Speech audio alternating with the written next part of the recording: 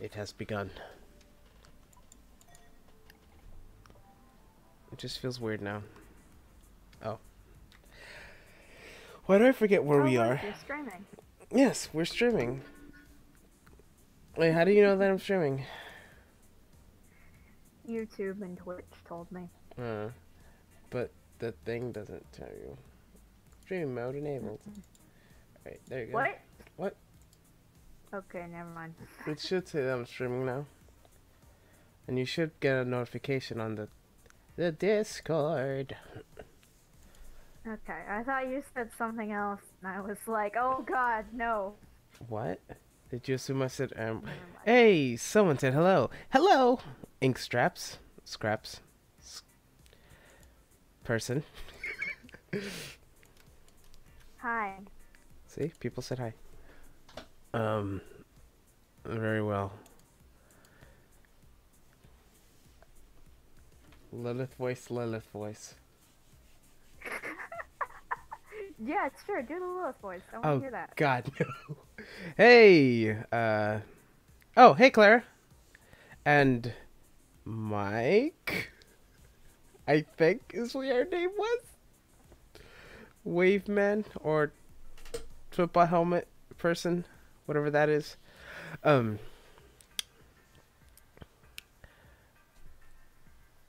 was serious, by the way. You didn't need to do anything at all. Just stay under your blankets all day and sleep. Oh, what the frick? When your phone randomly goes on Reddit.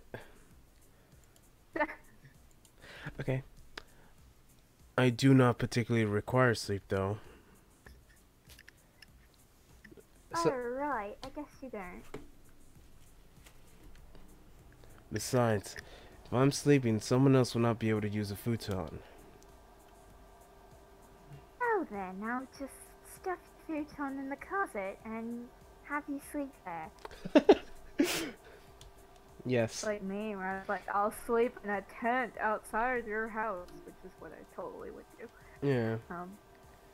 I've You're slept. totally treating him like a certain boy does his robot minions. Wait, what? I don't know. What is this a reference to? I don't know.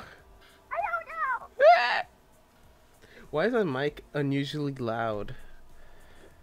Okay. My mic or No, your mic? my mic. Because I turned my mic up to like No, a lot. your mic is normal. My mic is unusually loud for some reason.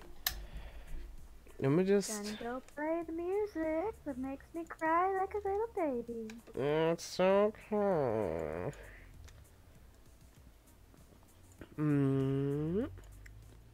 This should be fine. It's fine. Fine. Yeah, totally. Oh, it's Sormy. Ah. I said that. Yeah, I thought that was Setsuna. I wouldn't read Setsuna's line. That's what I thought you did. A what? Well, isn't he kind of like that though? We don't know what you're talking about, Lilith. No one knows. Only Sormy. Lilith giggled to Lilith. herself. Yeah, apparently. Hey! Hey, Wiki. Witchy. It's the other person. After having decided not to raise any particular objections, staying still would hasten my recovery. Oh, the other person, the other person. Yes, yes, that one. They said, That hi. other person. Yes, that other person. Alright. After all, I headed back to my room with Sormy. Should I just have push to talk open? I mean, speakity speak robot voice. Oh, how's it going? It's going good.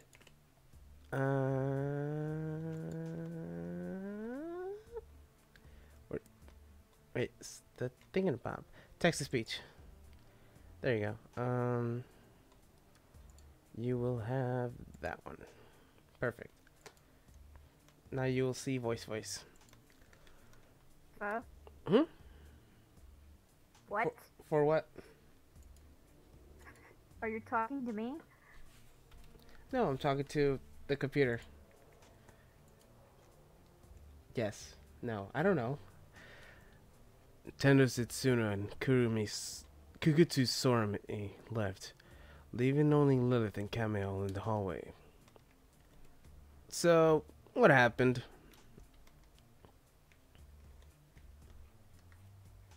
What happened with what? With Adam. The two of them reported to me upon their return. I heard there's been some disagreements. Disagreements, huh?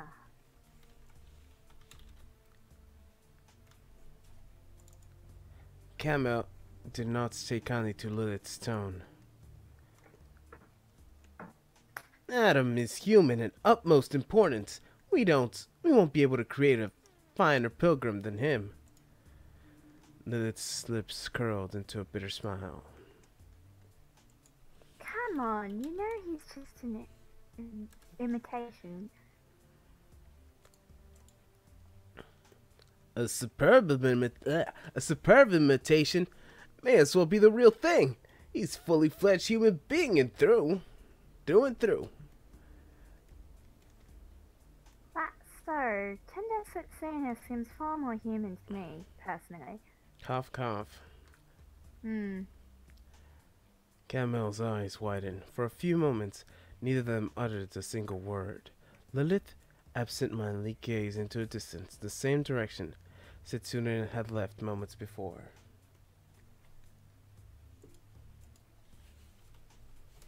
The angel then mustered the courage to go on, even though his expression reflected his discomfort.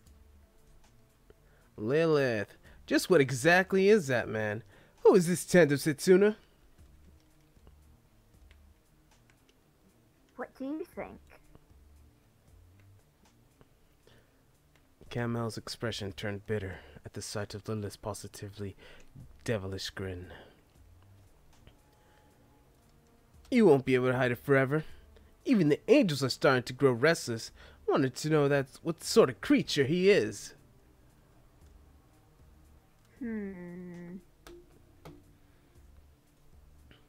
He may as well be one of the few active pilgrims, so I'd like to know what makes him tick that way.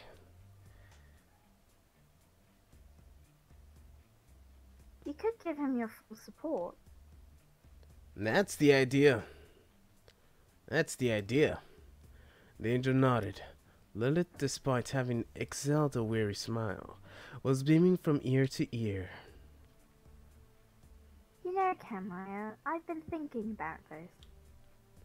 What? You're actually a chronic nice guy, aren't you? Nonsense. Kamel averted his gaze, cheeks turning from red to his clothes. He was wearing Lilith's hesitant for a moment, but utterly figured Setsuna would care little of his pants being exposed. Revealing his true nature would be another matter, though. Sormi might accept it without difficulty, but Razzo, it would be quite a shock. It's just, as you suspect, he is no ordinary human. Kamel gave an accepted nod as Lilith went on. He suggested growing darker. He was created to act as... Oh, that's interesting. To act as Babel, which is where they live. Yeah, that's weird. I swear that better have been your server. Nope, it was a different server. Yes. It was the teal. I see a cow. Huh? Oh. Ignore me.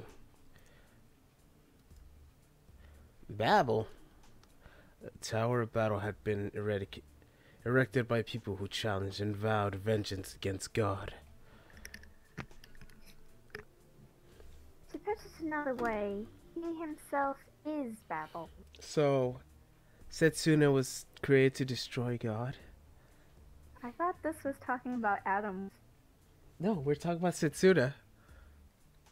Oh. Because Isn't Setsuna right there? what? No, no, no. Isn't Setsuna right there, though? He left with Sorami to the room. Oh. Yeah. Then who's narrating this? Spirit Setsuna.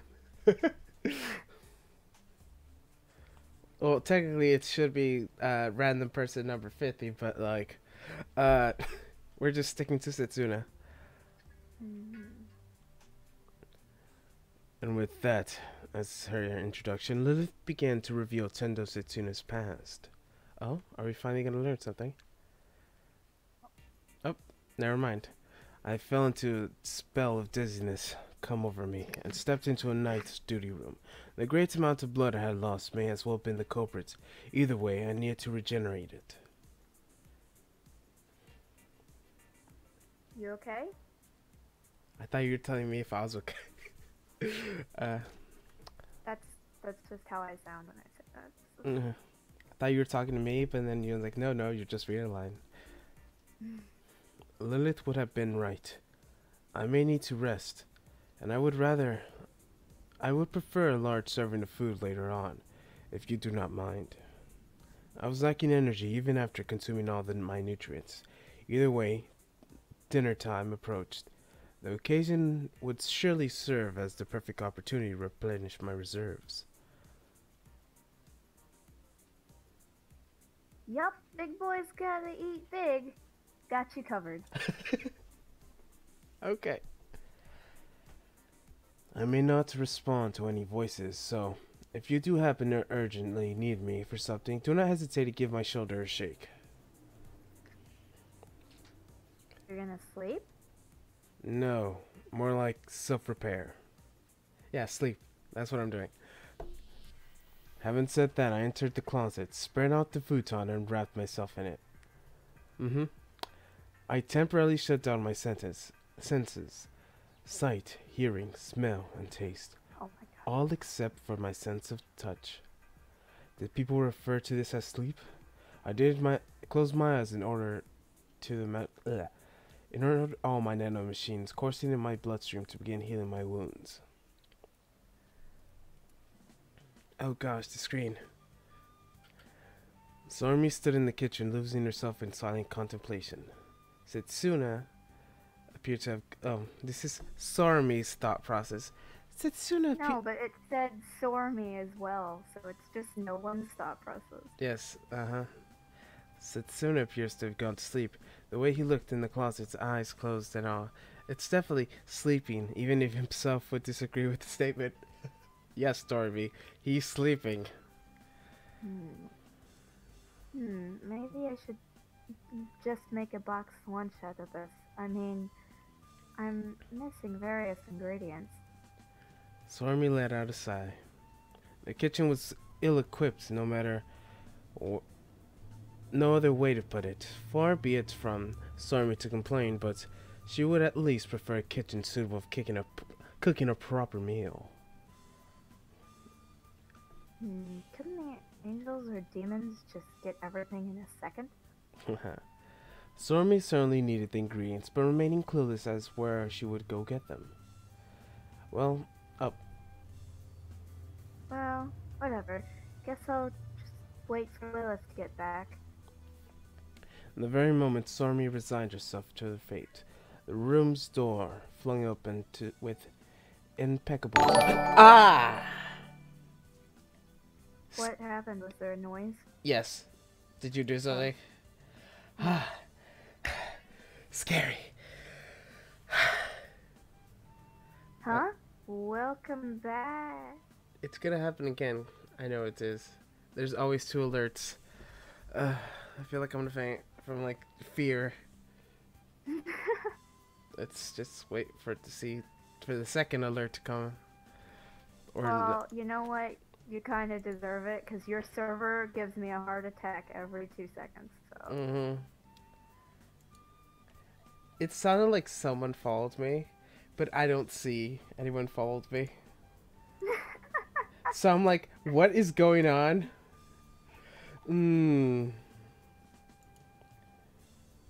Alright, What should Azeroth's voice be? Because it's not Reinhardt. With Reinhardt, so you should continue with the Reinhardt. Mm.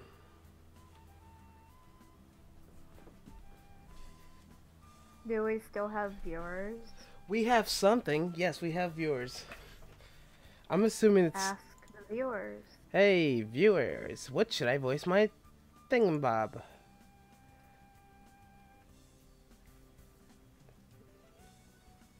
I don't think they're going to respond, though. Because it's like 10 minutes after like they actually see the thing. But isn't it just Eurydice, though? Should I just message her directly? Hey! Is it still her, though? Yes, I assume so. Hey, what should I voice?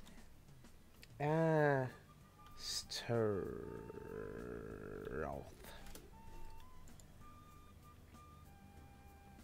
now we wait.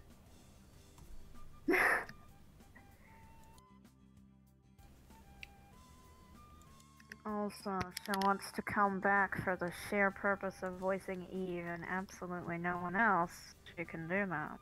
Oh, you want her to voice Eve and nothing else? I don't think she'd want to do that, though. What about the small child girl? Leviathan.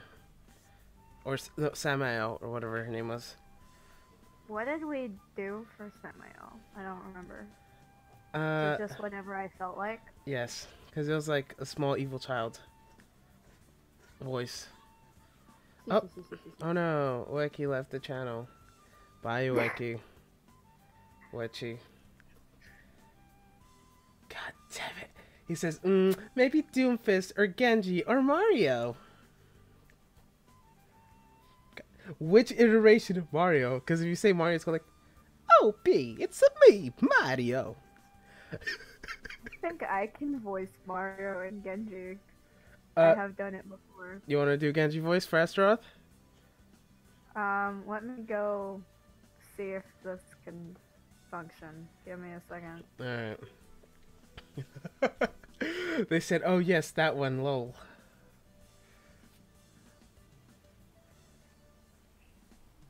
I'm just slowly removing clothing because it's like, it's so hot here.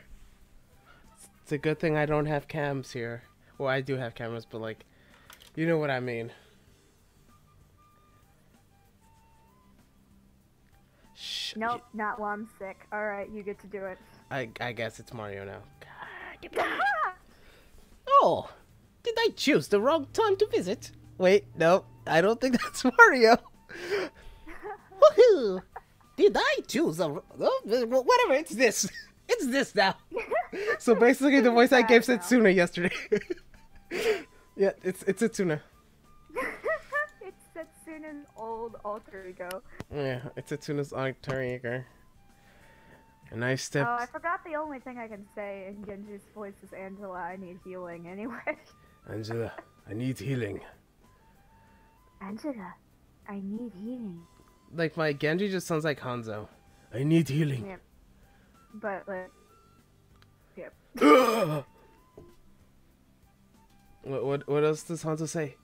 I'll take you a car! What else does Hanzo say? I'll take you a car. I can't say it right. You know the wording.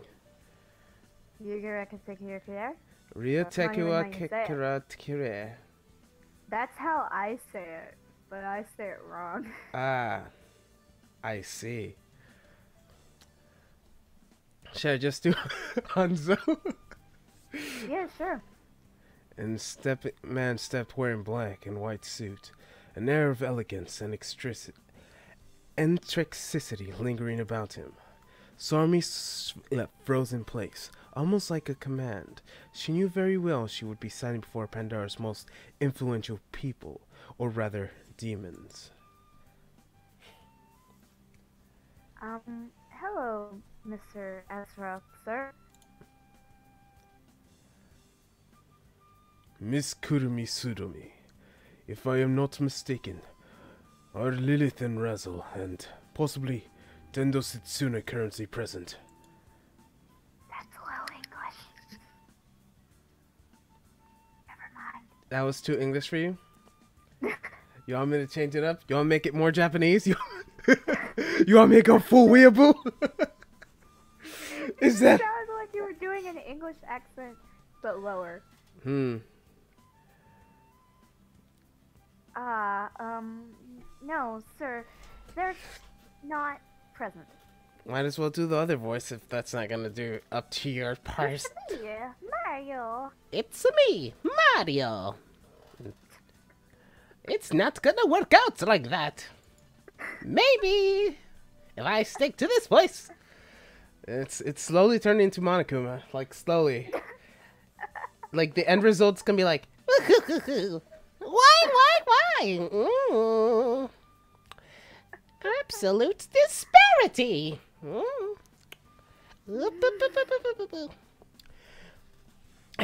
Setsuno was here, technically speaking. Only looked up in the closet, and in deep sleep. He had only just gone to bed recently, so maybe waking him up would be not be a good idea. Oh, craft. I see. And then Sormi realized something. Azeroth was one of the most powerful people of the Academy, someone who had been playing a part in this establishment. In other words, he knew this place better than anyone, which meant... Mr. Azeroth, sir? Or maybe should I go for Professor? This is kind of hard. Use whatever you prefer. At this point, this is Lucky Charms. In any case, it's something in the matter. Well, I mean, at least you can do voices. I can't do voices. I can do accents. It's the same thing. It's not the same. It's the same thing. Like, the reason that I can somewhat imitate Mercy and Tracer is because I've heard them too much. But if someone said imitate Mercy and Tracer without hearing them, I would just go for a Swiss German accent or an English accent. Like my Mikao accent is just my voice with an English accent. So if I go back to the UK, I'll probably just be like, you know, say things like that and see if they notice. Because that's the most RP in existence. It's so sad. What? Nothing happened. Nothing at all. Sorry. I have a little favor to ask is all. The moment in which the words left Sormi's lips, Azeroth flashed a devilish smile. But that! What? Never mind. I heard for wah! My. Can Azeroth be my wife, please? Okay. Why? Explain. I don't know. Okay. That expression. Mm-hmm. It's like, I got you now, bitch. My. A flavor that's from none other than the Azeroth, Lord of Demons. Absolutely. I can grant any wish you may have, provided it's within my power. Naturally, the granter the grace, the bigger the compensation. Are we clear? I kind of doubt I have anything to give, but... Sormi decided to go ahead and blur it out. So, anyway, please tell me where I can buy vegetables around here. Look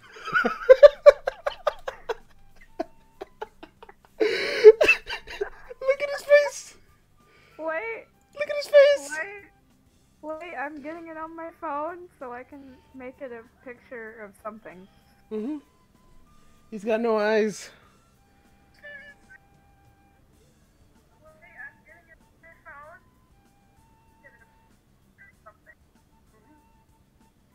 Why do you always have volume on your phone? I watch videos on my phone. Yeah. continue. Yep. Mm. Alright, that's gonna be my Facebook profile picture. Which one? You know what? I'll make it the public one that has more friends. Alright. Great. Vegetables! Azeroth was Yeah. gently thankful for the fact that none of us, that, that none of his underlings were present to witness him like this. The millennia-old demon lords found himself in complete and utter loss, possibly for the first time in his eon-spanning lifetime.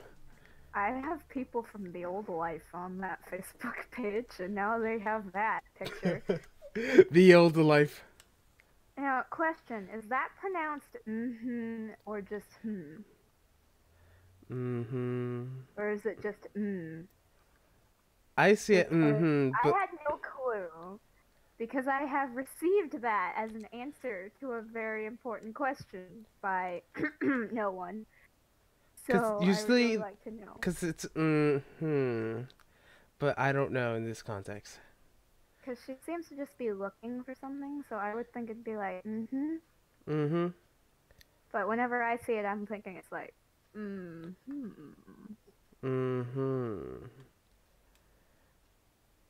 Well, in any case, you read that. I read it a lot, actually. And I did it. Razzle's failure to muster up the motivation to work, unable to find a book to read, her fingers reached for volume after volume, then pushed them back immediately. The more precise expression would have been that she was unable to find a book she wished to read right now. She was browsing her favorite section, history. On any other day, she would have been easily find a book, almost like the thing were calling to her. This is strange. But today, of all volumes up here, to be rejecting her, naturally, the books themselves possess no will of their own, but rather, the problem was with Razzle herself. That something within her was whispering to her ear, telling her to read another book today. I wonder what I want to read. I feel like this is, you again. Like, It's always me, don't you know? I know. I know, but like the specific moment, if you like put it in context. This is Angela's Life, the visual novel. Yes. Oh, you finally learned visual novel.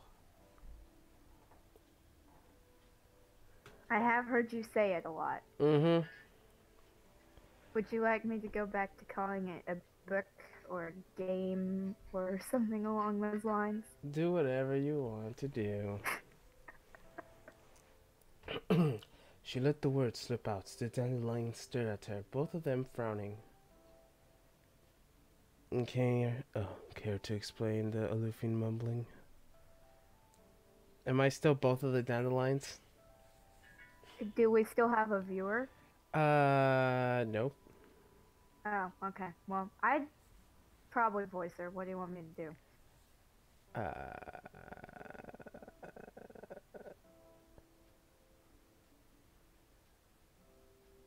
Twilight. Okay, give me like 3 seconds.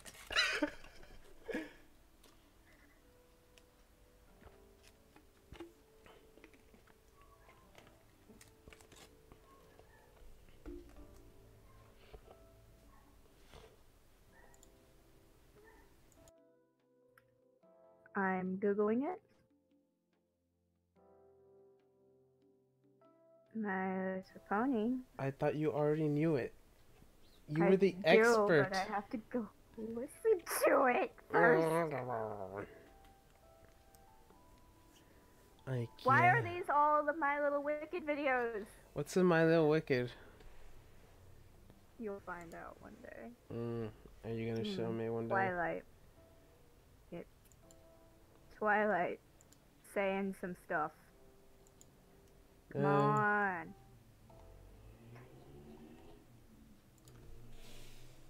What happened to YouTube? Oh my god. I don't know.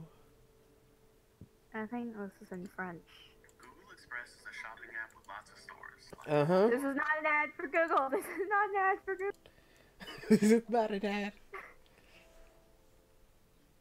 This is also a song. Oh, freak. Okay, you get to voice the dandelion. Alright. If you need a different book, go to another section. And if you don't need anything, do us a favor and leave. That's rude. This is French. Why don't you just speak French? Just like translate everything. Just translate it all into French. That would be fun, Alright. actually, but I'm not going to. One of many dandelions went on in a low tone. No idea what to read, huh? In that case, how about a list of number of genres for you? That could help me figure it out. Indeed, very well. Society, politics, law. No. Just no.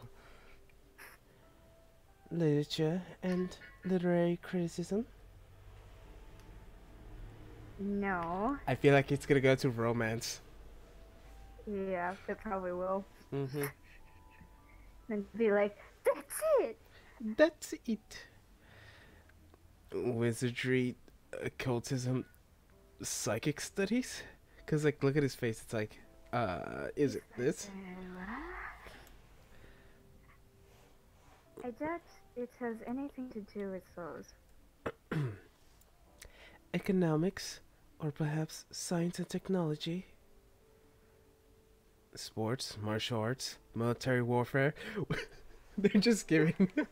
It's like, here, have war. Education, still not good. Maybe how-to books? Razzle firmly shook her head. Manga? Cooking, fashion, handcrafting, interior design. Oh. Cooking? Oh. That's finally elicited some sort of response from Razzle, to which the dandelions approvingly all pointed at the same direction. Oh, god damn it. The cooking section is on the other side. Go 100 meters forward, then fly upwards from there. Books on culinary arts are divided by country. You could find Japanese food in the J shelf naturally. Thank you. Razzle took to the air. A faint smile danced on her lips as the dandelions began whispering among themselves. She wanted cookbooks? It would appear so. But what does she need them for? To cook, I assume. I wonder what made her want to cook, though. Possibly to have someone else try her cooking. Dot dot dot. Dot dot dot. Well, back to work. After you. The dandelions each turned their attention to the organization of the archives. Razzle wondered why they thought it was strange that she would harbor an interest in cooking. Was it truly that odd? Maybe it was. The thoughts filled Razzle with a bit of sadness. And what's the stream called again? Oh, yeah, okay. Forgot. Mm-hmm. Why so? Never mind. Were you gonna tell someone what this stream was called? I don't talk to anyone.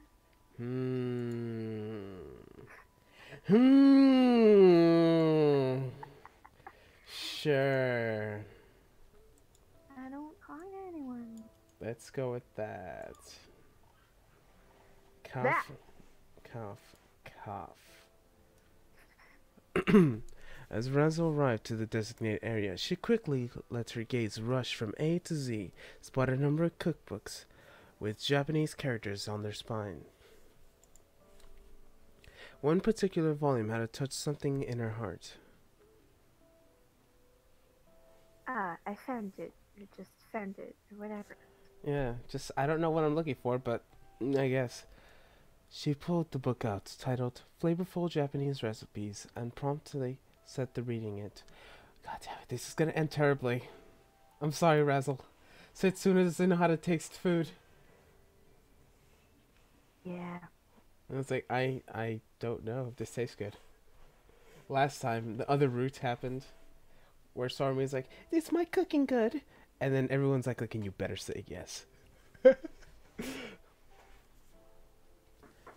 The book was quite generous with its pictures, so it took Razzle less than 3 seconds to finish, however.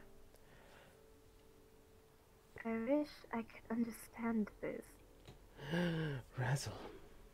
She doesn't speak Japanese. I know, right?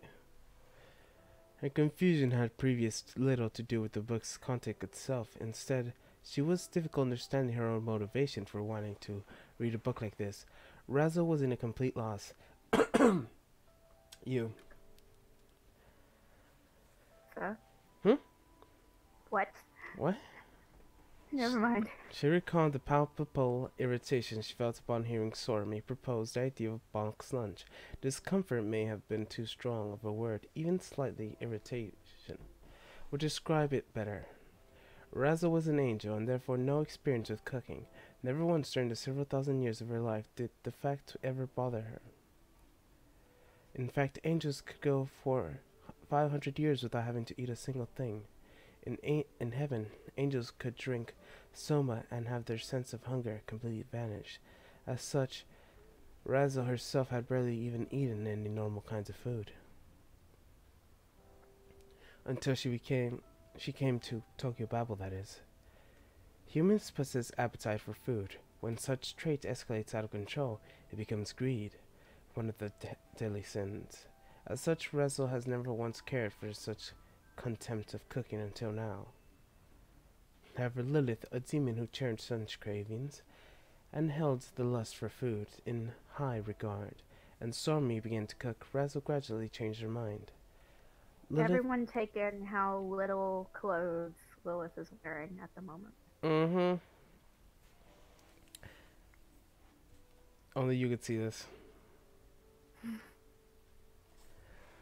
Lilith's culinary skills were more or less on the same level as Razzle's, though. She was adamant about her belief that instant ramen counted as cooking. The desire to eat delicious food, cooking, in other words, having the appetite, a craving for food, wanting someone else to taste one's cooking, though, would such a thing be classified as a craving? To have someone else taste one's cooking then uncomplimented that's the right thing to want? Razzle did not know, yet still she wanted it. She wanted to cook for someone, but for whom? Cough, cough.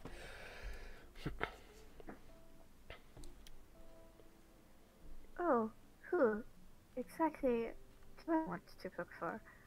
The dandelions were not there to provide her with answers. She wasn't certain if they even could. There was only a handful of human candidates she could think of. Surimi? No, not her, and certainly not Lilith either, which left only one other option. But why? Why him? Of all thoughts consumed Razzle to the point of even losing track of the passage of time. This is good mercy, Fëanor.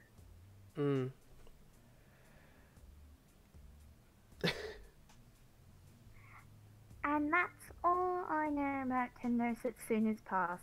Quite the shocking tale, right? I wanted to know, please! Can we please hear that? We wanted to hear the story. Camel's expression soured. Too shocking. If I may ask, if I had known this at the time we first met, I might have just taken his head without hesitation. Oh. Oh. Is this why he attacks? He was merely created to be that. If there's a grave sin to be found here, it's the very concept itself. A sin of pride. A sin of pride. Is that use? It is as you say. Its very existence is that of the Tower of Babel. Not that it matters much at this point. Well, it's just that Veritas Angels might find his story too disturbing, so keep it a secret for the time being. Camille nodded. It was. If you were a demon, Lilith would have had to think of drafting up a contract, but eventually concluding that, considering Camille's straight-laced nature, no such thing would be necessary here. She would probably even trust him to take her side in the case as soon as identity got uncovered by others. Okie dokie, guess I'll head back home.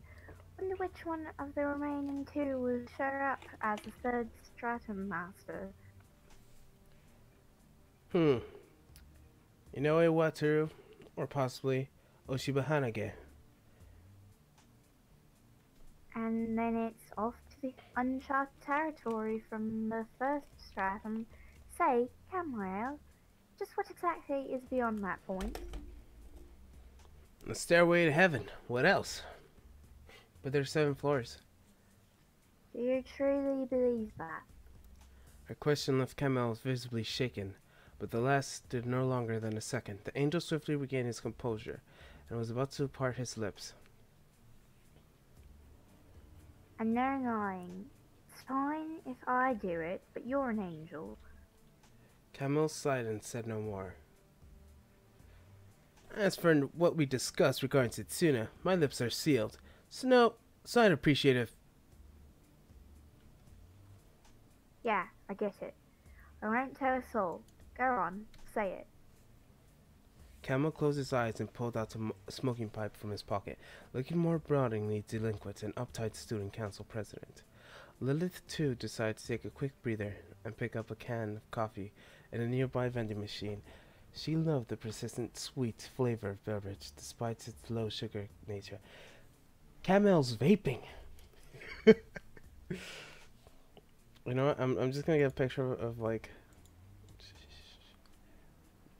I'm gonna do something right now. You won't know what I'm doing until I done it.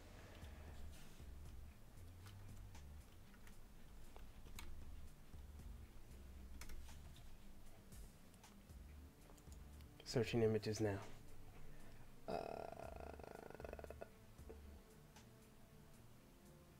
I guess. Okay, no. .png.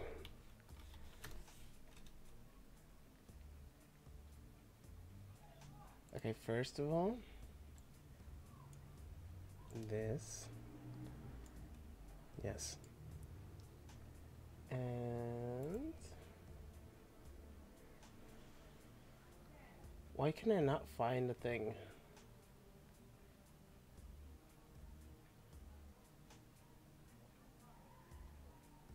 Whatever. I guess this will work out. Image. Yes. Browse.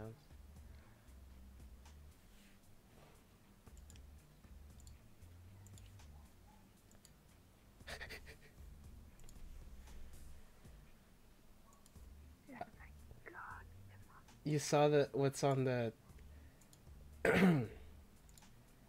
Look at this. Ah! I put smoke. What? Oh my god! He's vaping. Is that a cloud? Yes, it was a cloud. I couldn't find an actual thing. You couldn't Google vape cloud? Oh. I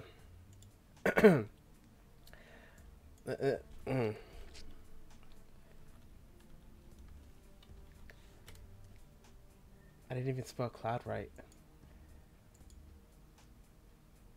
Okay, I found actual clouds. Okay, let's just move on.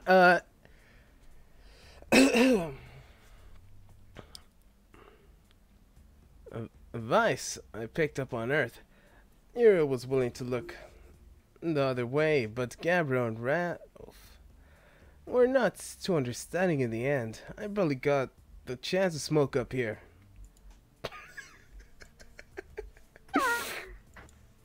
The freak am I doing with my life? Alright, let me just put huge blunt dot png.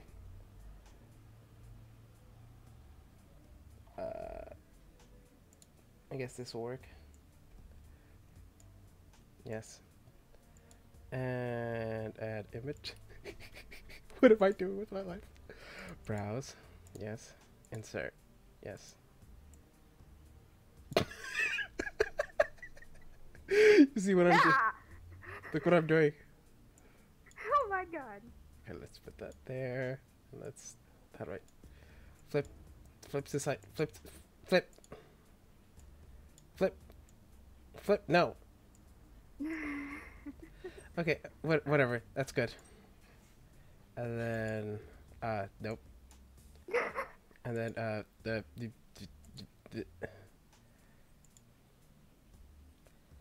can I?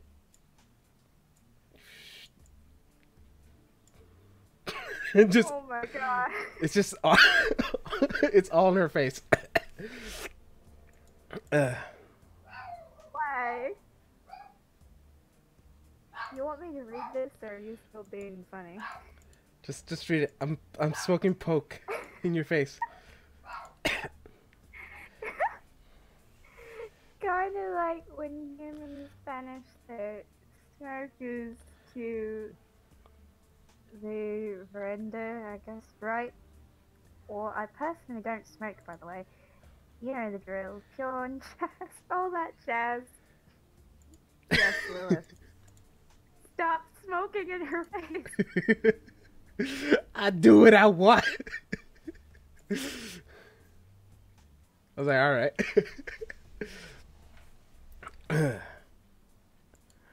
I sometimes have a hard time comprehending those demon jokes of yours. As he continues to smoke in her face. Oh my god. I was serious though. Toad serious. And at this point she's just coughing. Do it. Why is it so smoky in here? Camo ignored the demon's cheeky follow-up. He exults at letting a long trail of white smoke fill the skies. Yes! It's true now. Oh my god. Why? It's just in your face now. It's just on her now. Mm-hmm. After a brief period of silence, Camo once spoke again. Maybe heaven is no longer exists at all, if you have been destroyed by him or turned to ruin by it on its own. The angel's words carried an inexplicable quality of sadness to them. I'm still smoking though. Yet, here we are, struggling to live. And as long as we draw breath, we will press on onwards, even if ultimately the Lord's hands. We could endeavor and make the journey ourselves. You have a knack for motivational speeches, and I like it. Oh my god. Just make sure you not to let that bravery turn to recklessness. Oh my god. Just the whole screen.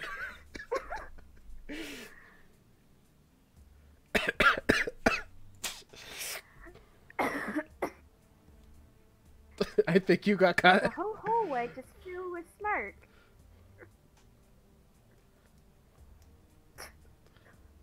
Oh my god. Oh my god. This is why I love this. Joined. Hey. You've come at a great time. Exactly. Hey. Oh, did you finish? Yes. Ah, I see. Taking point. But whatever. Beyond Fitzstrand can be unknown territory for us. If we only still had a messenger by our side. Seriously, where did that gal run off to? Is it time again? I think it's time again. Oh no. Where'd he go? Ah! Shh. Oh my god! It's just so much smoke. Just let it deal with it. Cover Lilith in the smoke. Mm-hmm. Is this on the stream? Mm-hmm. Oh my god! This is what the stream sees. I want to see this. Where is the stream? Mm-hmm. I do not know. Some other. She's beyond the fifth stratum. Oh my god! Others claim she could be residing in another world. Of course, some. Some. I heard you. Oh my god! Said that she may be hiding her in the academy. Let's just put this down and put this away. We stop smoking for now, unless they say otherwise. You stop smoking for now. I expect this on every single thing that's supposed to be happening now. Oh no. Oh no. Wasn't Messenger a catastrophe where I can totally picture her all cooped up inside a vaulting box? It's okay. I got this. .png. I got this. Believe me, I got this. I don't trust that. Watch what's gonna happen to Lilith.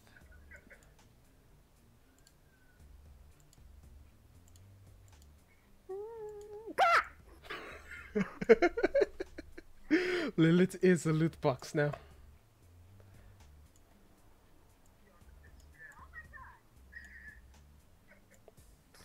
Go away, YouTube video. Alright, there we go. That's fine. That's not annoying at all. Okay. Cough, cough. Did you read that? Oh. Camo took Lilith's joke at face value and vowed to look into the matter. There's so many things that still eludes us. An angel let out a sigh. His words pregnant. What? With anxiety and uncertain future. Yeah, you angels were meant to guide, save, and occasionally punish mortals who themselves knew nothing about the future. But on your own future was particularly set in stone. Same goes for you demons. But your roles were the exact opposite. Pretty much. We thought it would go on forever. How naive we could be. We scorned and ridiculed, I can say that, the humans who desperately sought eternal happiness. But here we are now. Camel's expression turned bitter as he shrugged. You remember what happened shortly before Tokyo Babel was erected? You mean the wave of mass suicide sweeping through angels and demons alike? Yeah, I remember, like it was yesterday. Oh gosh. What are you talking about? Oh, nothing happened. Nothing happened. Nothing happened. Nah, yeah. The angels were exiled from heaven. The demons were lost to hell.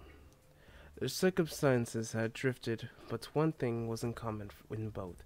Angels and demons, their days living in tranquil idleness, had come to an end.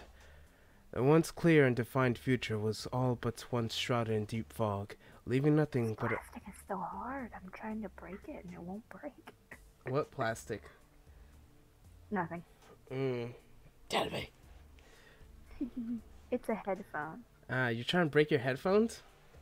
My earbud. Yes. Why?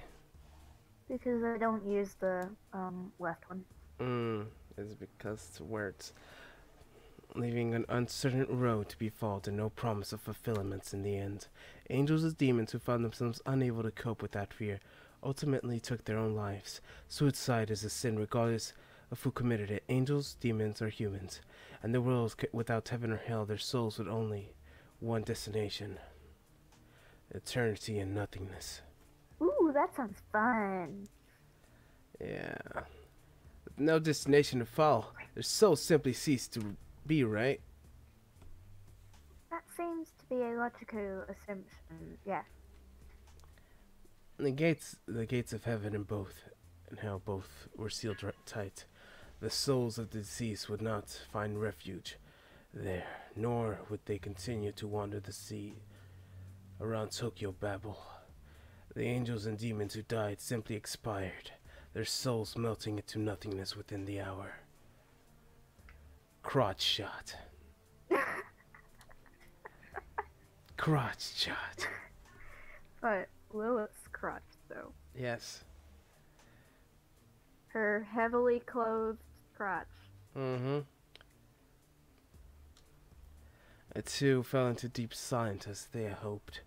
Albert, a faint one, while their impending doom loomed in the distant horizon. Numerous of powerful angels and demons were defeated by Tokyo Babel's masters, and they would not come back to life once destroyed. They would disappear for good. The future was shrouded in fog. Those who remained had lost their way, left with nothing but faint glimpses of hope, and certain doom flickering in the darkness of uncertainty. All while fumbling for leads, believing in themselves yet ever wrestling with their fear. It's only the empty voids that await them in the journey's end. They would have no choice but to press onward, one step at a time, not entirely unlike them. They for whom death means the ultimate end. Humans. Have it rough, don't they? The words felt heavy in the lips, in ways they have never experienced before.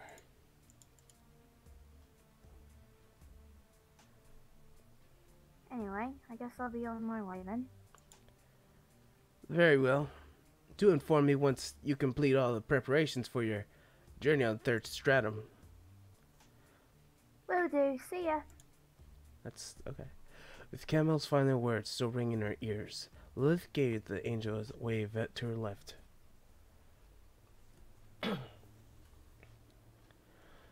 Back in the night duty room, she was met with a devastating sight. Oh my gosh. Azeroth, what are you doing? It's like, my wish is for you to cook me something.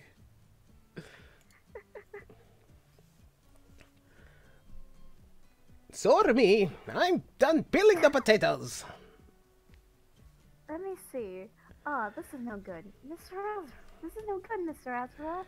I don't know how much about demons and angels, but us humans can't eat the sprouts. They're poisonous. I'm sorry. He was peeling potatoes. Azeroth was peeling potatoes in an apron. Would this be acceptable then? Yep, good job. Okay, give me just a sec. You want that? Instagram.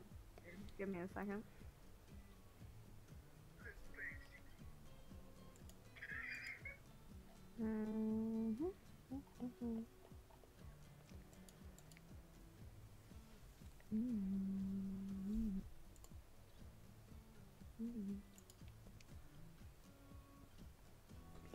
Okay. Lilith became a living embodiment of the smile. Smiley. To be fair, most people would have reacted similarly in her position. I did that already. Did what? I have old life peoples on here too. Let's go. All the noise. Time to mute my mic for like a few seconds. Okay. Do I like Evil Tracer better? Yes. I think I liked Evil Tracer better. This will be my new Facebook because I don't particularly want this one.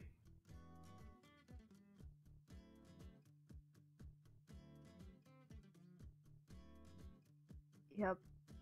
I hope no one on my Facebook ever checks my Facebook again.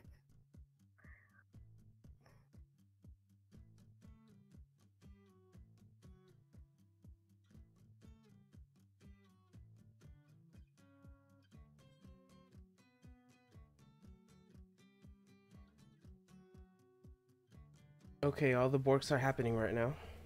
Hmm. I had to close the windows. Alright. Stormy spotted the astonished Lilith and waved her hand at her direction, kitten knife still in hand. Azeroth swiftly dodged the blade. Did she throw a knife there? She almost stabbed Azeroth, and Azeroth was like, "What?" Ah, welcome back, Lilith. Could you give me a hand over here? Don't force yourself if you're too exhausted, though. How would you say that? It's 0 dash or 0.0. Like legit, like the only thing I see with like how I would be is oh.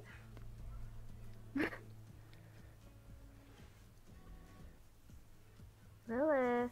Lilith. Meanwhile, Azeroth's like,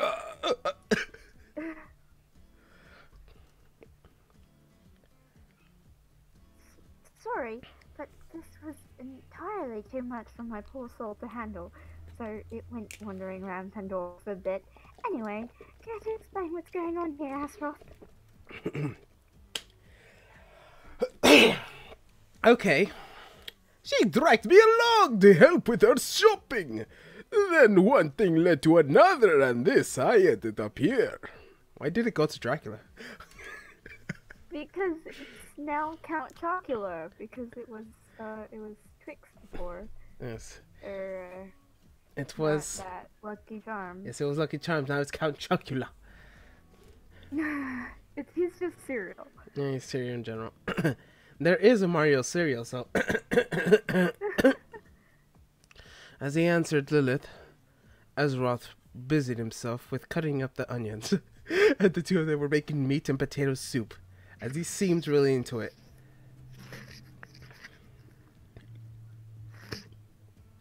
And one thing led to another. Lilith seemed beyond overwhelmed. I'm thinking of doing simmering amberjack with radish. They look really good. We'll just chop up the amberjack, and cut the peeled radish into round slices, and the rest will work out, I'm sure. Mm-hmm. Totally. That's how it works.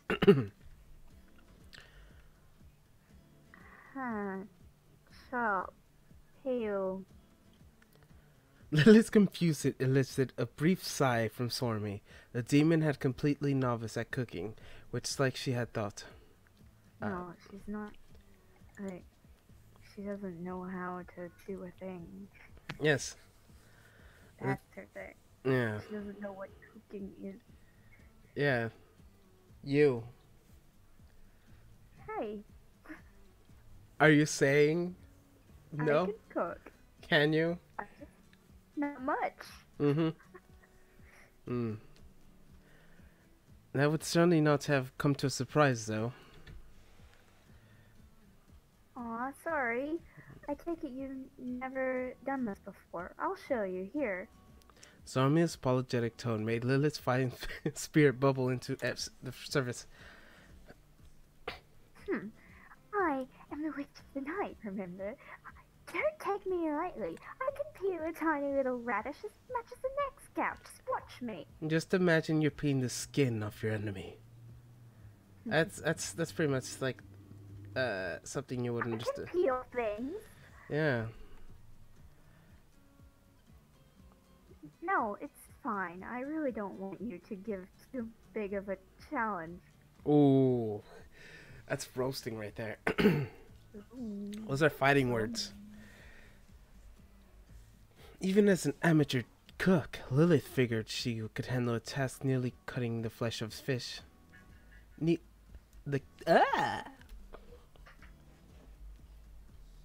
I can do it. Hand me that knife. Well, okay, thanks a bunch. Can we really do it? Lilith instantly What is this now? a soft glare at Azeroth. You said something? It's like, no, no. Lilith put on her bar's apron, washed her hands, and solemnly approached the fish in question. Can we see the fish? Do we need a fish? We need a fish. Okay. Fish.png. Images.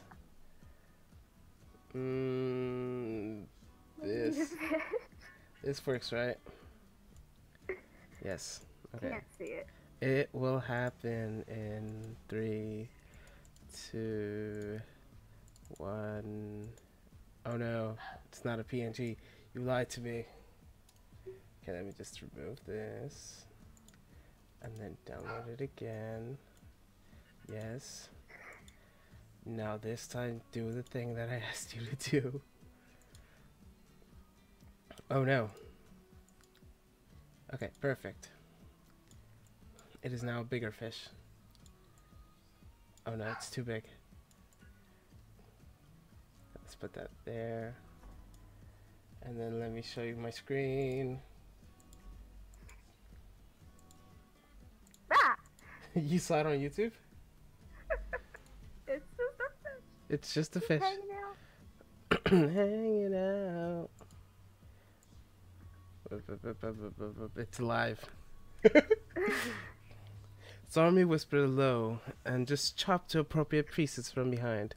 I was the one kind of chopping in Lilith's definition. Chop, chop, chop. I'm assuming that's like, oh my god. That's like, karate words. Probably. Yeah, yeah, yeah. Okay.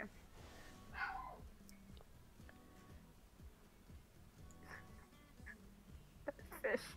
That fish. She is the fish.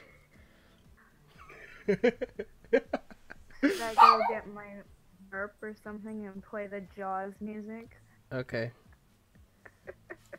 I'm not going to, but seriously. The fish is gone.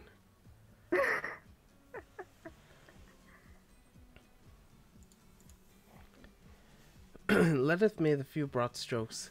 I noted no problem whatsoever. Next was cutting the radish into round slices. Child's play. Really, first I need to be peeled, but where would we begin to peel, and how much? Peely peel. Peely, peely, peely, peely, peely, peely, peely. What's the difference between that and the other one? She's shaking more. Peely, peely, peely, peely, peely, peely, peely. Peely, peely, peely, peely, peely. I'm done! There is no radish left. And with that, Lilith turned to present her peeled radish to Sorabi, who looked at the demon utterly horrified. Said demon turned the gesture and a similar facial expression to her own. Is this a radish? No. This, my dear, is a pen. Having despite volunteered to peel the radish, Lilith instead ended up with a stick the size of a pencil. I'll, go peel the radish myself. I think that's for the best, yeah. Well, I wonder what would happen if Setsuna did it. I don't know. Oh no, Razzle's still looking at cooking books. Oh, yeah. She didn't get to cook with the peoples. This is sad, because like, oh, I finally learned to cook. Oh, I can't cook anymore. Because everyone already made food. Yeah. That's sad. Bad. Lilith then promptly crouched in the corner of the room to sulk and bored. Are you absolutely certain you are once Adam's wife? No, it's Doomfist. That's not Doomfist. Doomfist would be, wait, that. Doomfist. What does Doomfist say? Meteor Are you strike. absolutely certain you were Adam's wife? Are you absolutely certain you are Adam's wife? I didn't do any housework, so actually, I ran away before I ever had to. Oh my gosh. What are you talking about? Oi, if I got married, I would make the other person do it. Mm-hmm. What'd you say? I said if I got married, I would make the other person do it. Cough, cough. I'm coming for you, alright?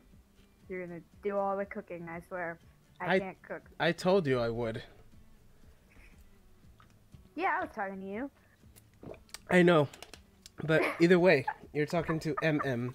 But I'm saying, I would do the cooking, because Melanie can't cook either. Remember? Oh, yeah, right. I guess you would just show up every day and just be like, so, I'm cooking now. I'm just like contracted as a chef. Yep. Yeah, I'm just. And you get 0 pay. Yeah, because I live with you guys. Yeah, you have to keep us alive because Yeah. we're not doing it for each other. Okay.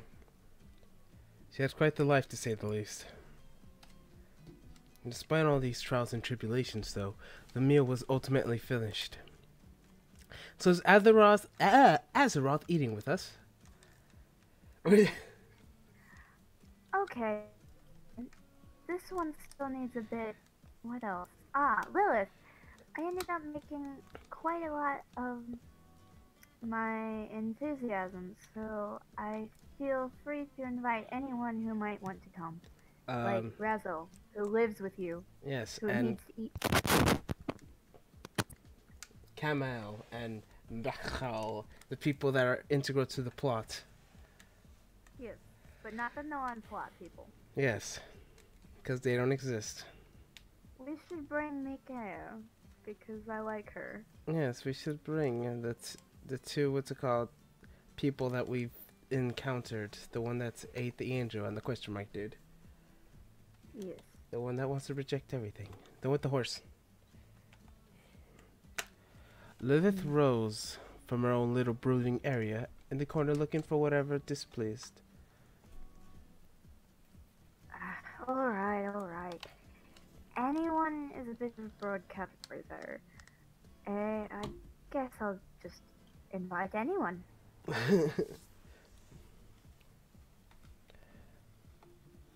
Alright. Then how about Lucy Fridge? It's Fridge now. Yes, it's Lucy Fridge. It's ice cold. I don't want to completely ruin my dining experience, so no. Oh! Damn, fucking. Oh, never mind. That no was so Australian. It's just like, no. Lilith's I am response. Australian now. What the frick was that? Lilith's responses came swiftly and without hesitation. Once she had left, Azeroth whispered a brief phrase to Lucidridge. It was at the very moment was concealing himself in his master's shadow. You has the lady. Oh goddamn! What's his voice? Is he a guy? Yes, he's a guy, and he's a super old butler dude. You've seen what he looks like. Look. Oh yeah, right.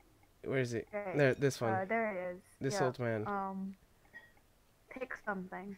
Yeah, kind of. Oh, does it bother me one bit, my lord? Not one bit, not at all. Is that good enough for you? I have a feeling you're gonna lose that eventually, but that was hilarious. Mm-hmm. Please continue.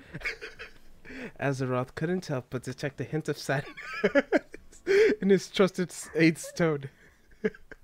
Not one bit. Setsuna. ... I was robbed of my primary senses. Sight, hearing, smelling. All I felt was the faint caress of air against my skin. My pain has almost nearly faded. Another day to state would guarantee a full recovery. Despite having plenty of things to think of, though, for the time being I decided to focus on recuperation.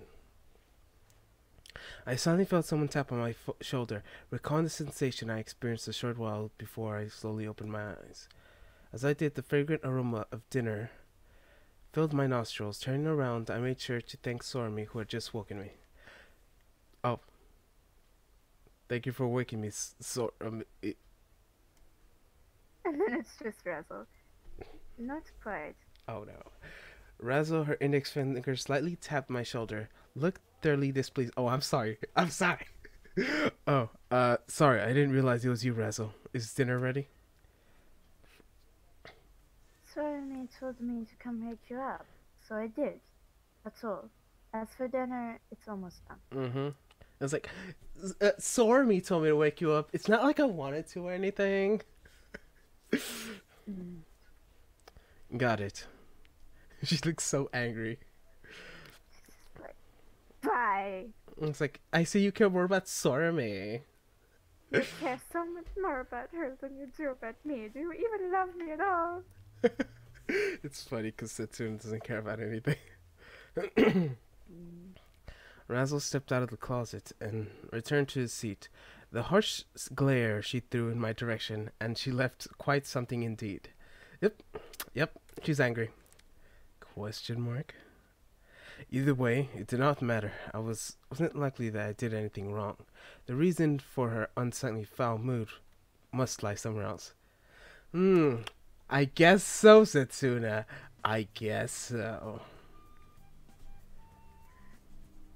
Okay. Still, interject. Burger, miso soup with mushrooms, and plenty of rice. All done. Sormi took off the apron, and she wiped her forehead in sweat. Lilith returned as well, with impeccable timing. God damn, why do I keep pressing shift? Oh no, I accidentally skipped. No.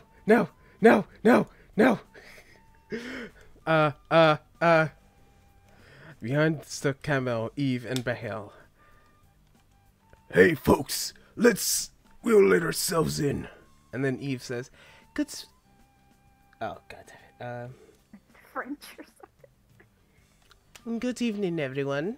No, that's just lunch. Good evening, everyone. Something like this, I think. Oh no. Okay. Japanese cooking. My trainer is busy and I am using my trainer's channel, but he changed it for me. Oh, you scared me. Hello, Let's In Gaming. I don't know who your trainer is, but hi. You scared me. Japanese cooking, huh? You think it's fine? You know, we're not too entirely familiar with table matters and such. And then Lilith says, anyways, it's your 3 guests. I've had feeling Adam kind of spoiled the mood. Like he would go all mediocre and food is quite unsatisfying at the table here. Such. There was one assessment I could certainly agree with, seeing as Eve made no effort to correct her. I assume Lilith was completely right about Adam.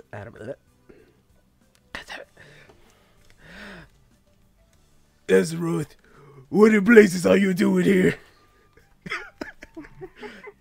I'm the one who made the stew! Azeroth uttered the fact that... It was Emerald Kid. Oh, hey, Emerald Kid.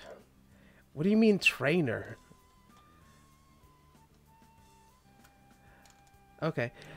Azeroth, the fact that most normal things in the world, Kema and Beckel, simply exchanged a confused look. Is I meant. Did. I made the finishing touches, though.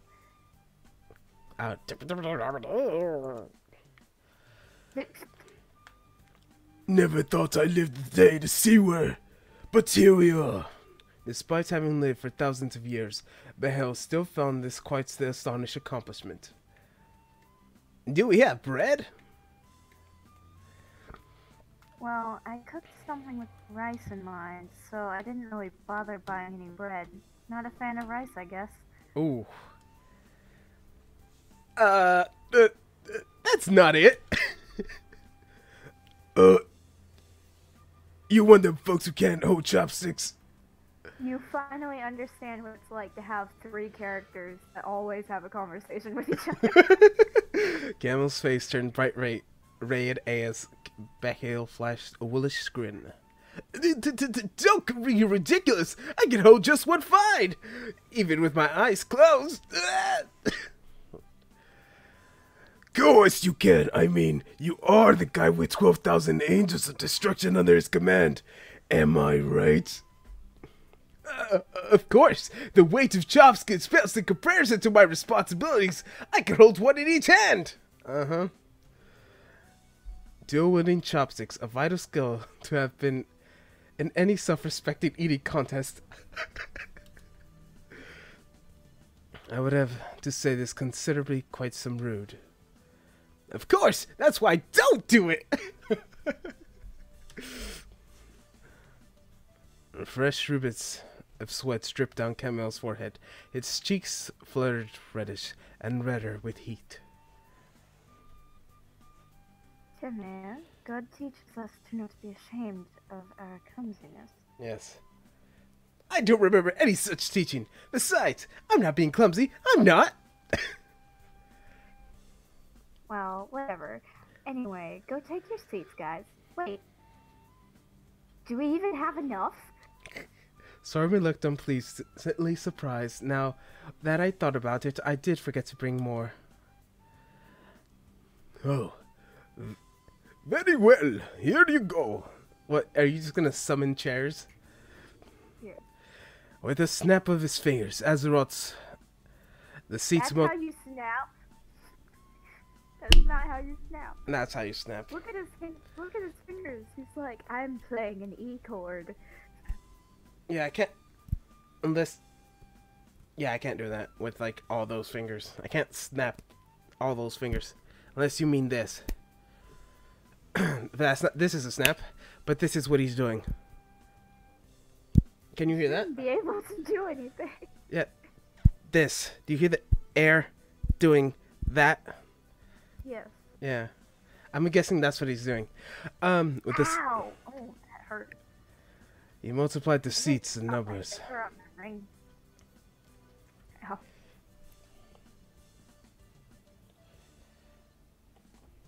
You want me to do this? Oh. Was I supposed to be Eve? I'll just do my creepy voice that I've been doing. 1, 2, 3, 4. One for me, Lord Azeroth, Lord bless you, and Lord Camille. Just perfect. Oh, no wonder they call you a demon lord. A trivial feat, such as to get used to it. Even you could pull it off, I'd imagine. Could she? Either way, Sarmi certainly believed it. Her eyes sparkled with excitement. Everyone's present took their respective seats and in a well-labeled table and placed their palms together in brief prayer. I don't think demons should be praying, but okay. Won't you pray to God, Sorby? Well, you see, I'm gonna pray to this amulette, and that beef, and that radish over yonder, and the other delicious treats. I'd certainly never heard of that one before. I personally didn't give that much thought. I offered my prayers as occasional demand in this case. I prayed to God and gave thanks for the food. If one were calling me an impetuous person, I would not object in the slightest. Anyway, let's dig in, guys. Let us. What? Each guest offered their prayers with their own respective ways before picking up their chopsticks.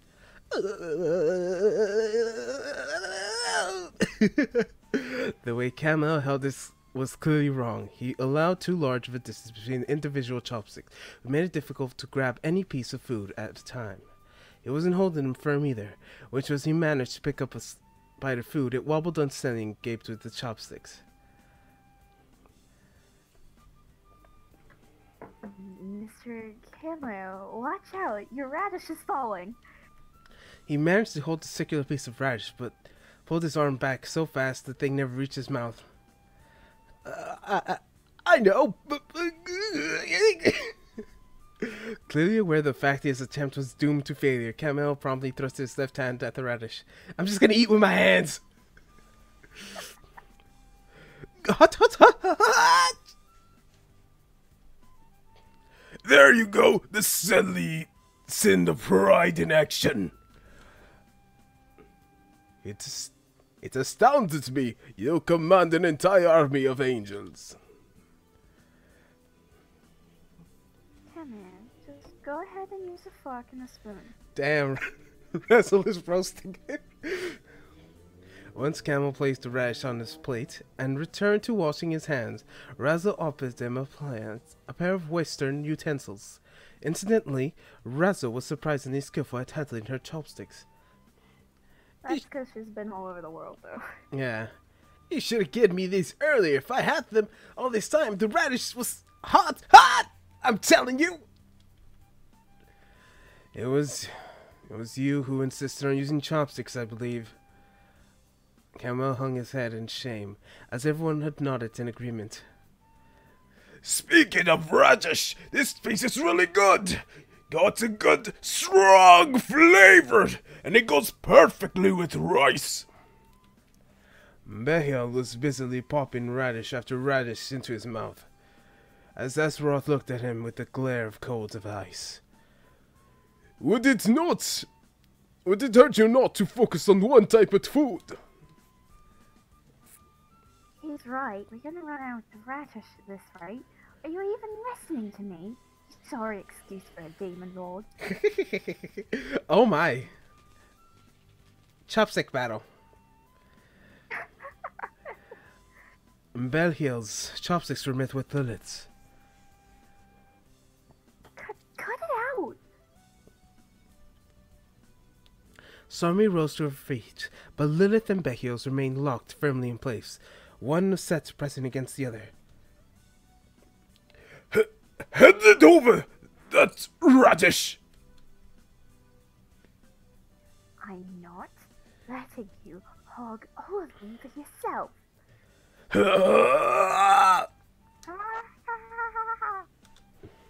Sarmi slipped behind the two demons and karate chopped both of them on the head.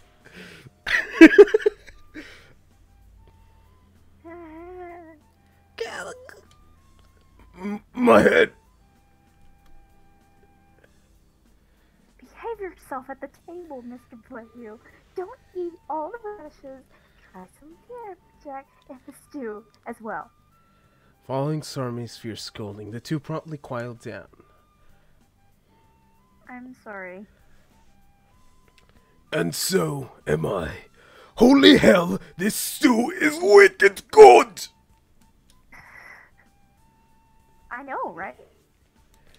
Sarmi returned to her seat smiling. Indeed, this is quite skillfully made, as if I may say so myself. Azeroth was quite busy admiring the very food he himself had made. Then again, it was delicious. Eve took a few elegant bites of food, smiling gently, then our eyes met. Which was odd. It hadn't been long since I had punched her husband in the face. Wait, what? I exhaled a silent sigh in my mind, found myself occupied by such truly nonsensical thoughts.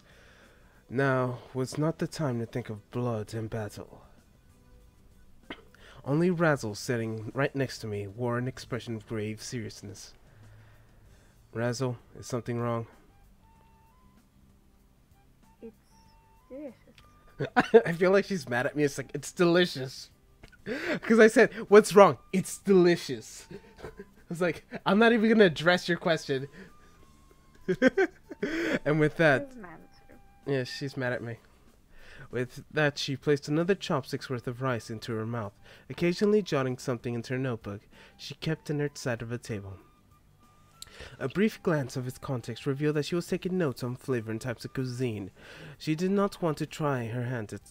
Did she also want to try her hand at cooking? Razzle? Razzle?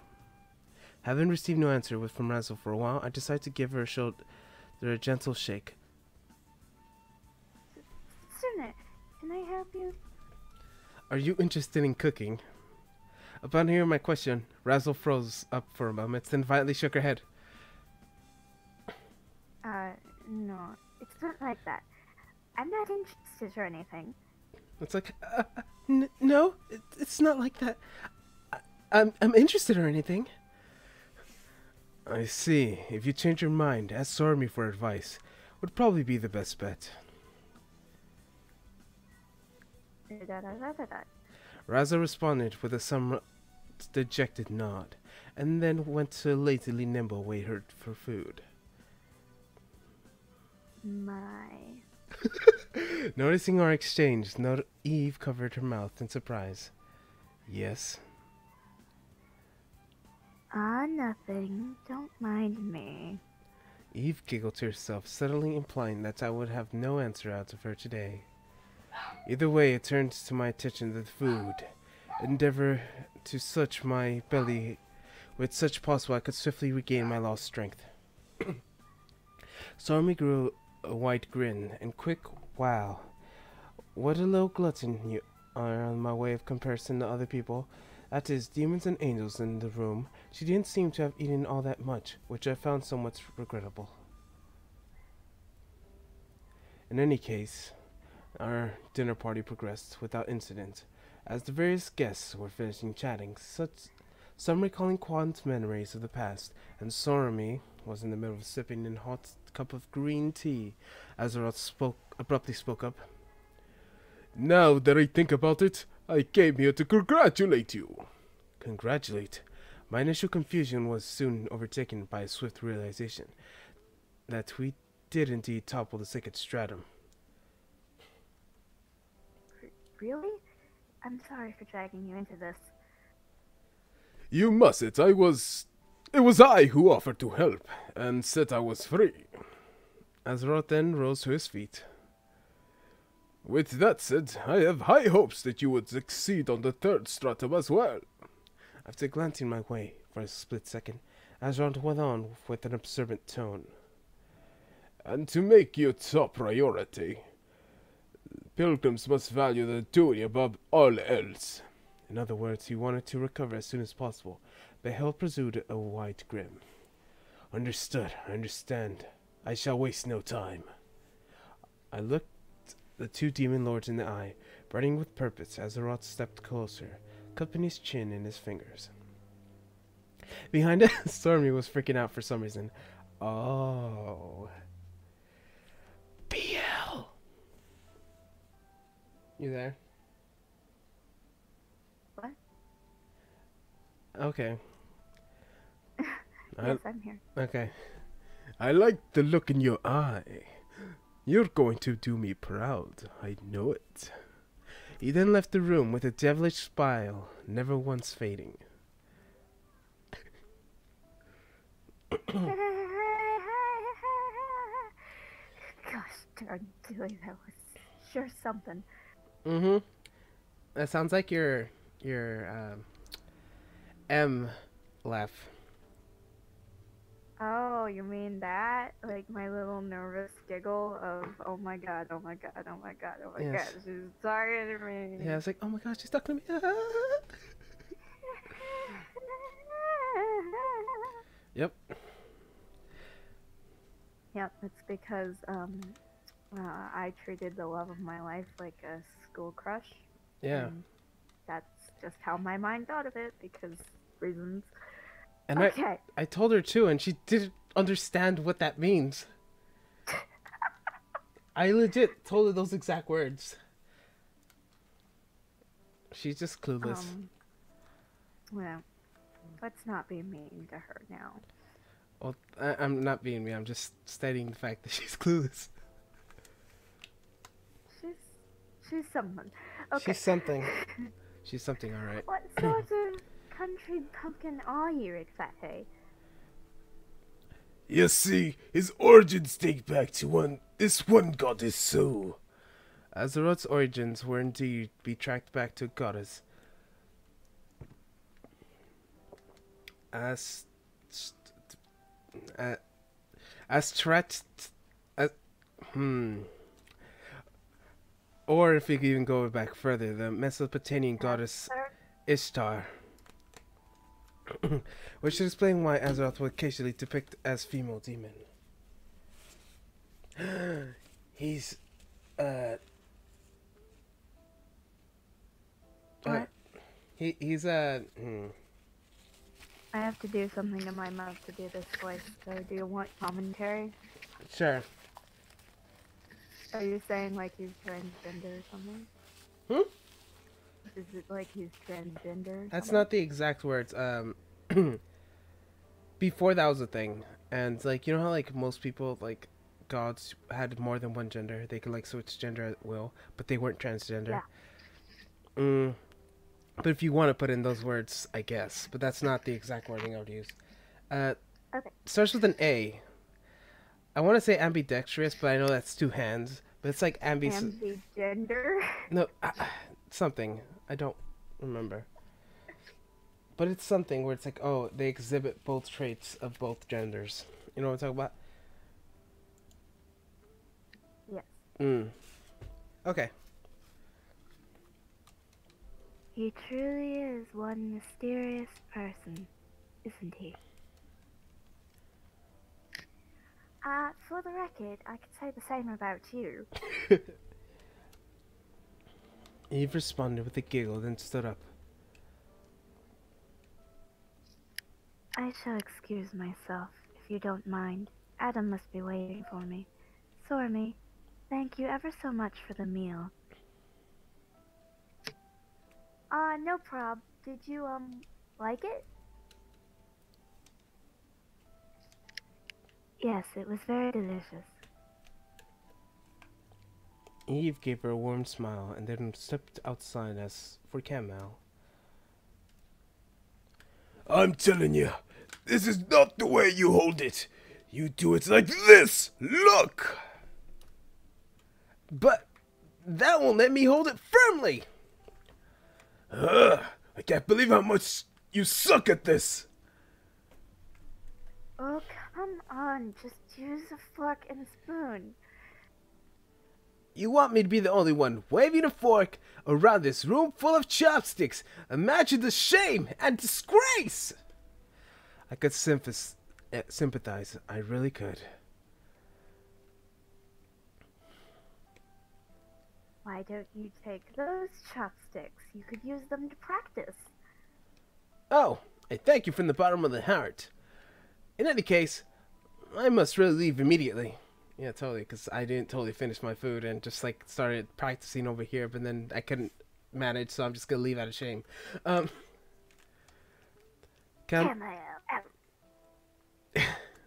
Camel thrown it off, triumphantly. Sure. Chopsticks in hand, Bechil simply took his head and returned to sipping his tea. I fear the angels, with the sky leading them. Well, it's true, Kemi can be somewhat foolish at times, but he's firm and trustworthy. Yeah, you're not helping the case much. Razzle completely ignored the demon's apt comment. And more than anything, he's strong, the primary reason he can command an entire group of angels, especially now with Michael and all the four masters lost, is because people look up to him and admire his inherent strength. Isn't Razzle one of the four masters, though? Oh, wait. No. Yeah, I think. That's not what I meant. She's like a higher angel, though. Yes. She's one of the four higher angels. Because her and Abdul and all the ones that end in IEL are the four higher angels. Yes.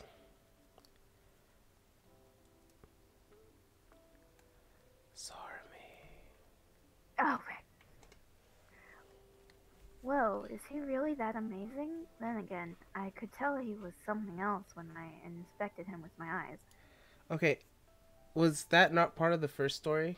Because, like, legit, they told him, oh, Cameo is this awesome angel that commanded all these angels. Da, da, da, da, da. I think that's why you get a choice to jump to unread part. Lilith shrugged. Well, he is a lead of angels after all, despite appearances. And this has been bothering me for quite a while, but was it not Michael who resigned from the head of the angels? That is indeed true. Khmer functions more as a leader of troops. Michael's title is certainly not for show, but the highest ranking angel who fought countless battles at the front lines is without a doubt Khmer. Moses beat him to a pulp once, though. That's funny. Those two are the hardest for me to go from, and it sucks. Because Go like back and forth. Mhm. Can you two stop having a conversation? I swear. Cough, cough. Sorry. That Moses of the Ten Commandments? Moses was well-known prophet mentioned by the Old Testament. Countless records talking to him, was a renowned leader and prophet, but I don't recall ever seeing him mentioned as a powerful combatant. It's only natural he would lose to Moses. After all, the Lord himself had given him his blessing. But more importantly, Well, that this is clearly Gygas. You know what Gygas is? no, but Okay. that sounds funny to me. Gygas.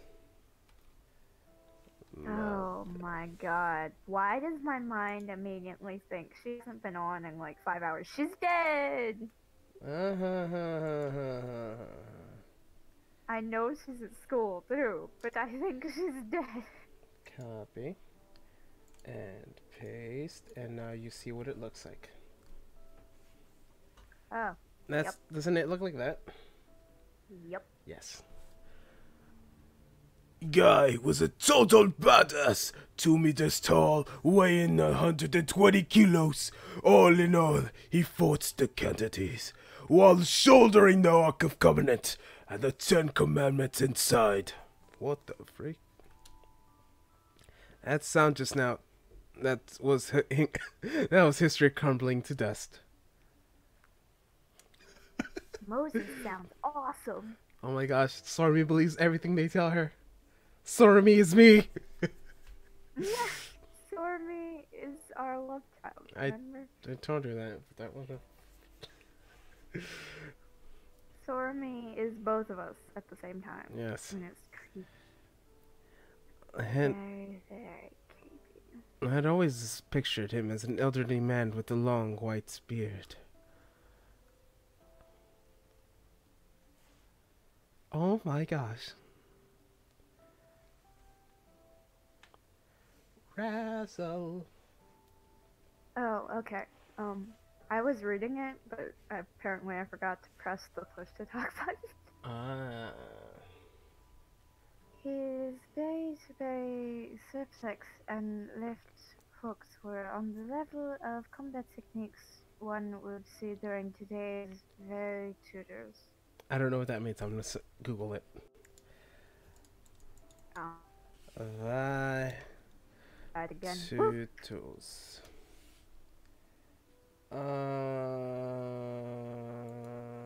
There is no definition for that. Oh, I didn't spell it right. That's why. Okay. Oh, it is an unarmed, full-contact combat sport in which a few rules. It became popular in Brazil. So, this is it looks like MMA. Okay. It's MMA. Except it's Japanese MMA.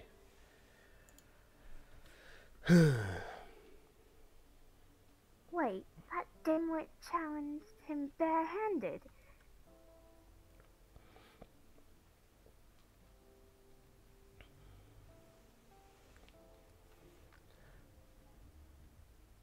Are you reading that?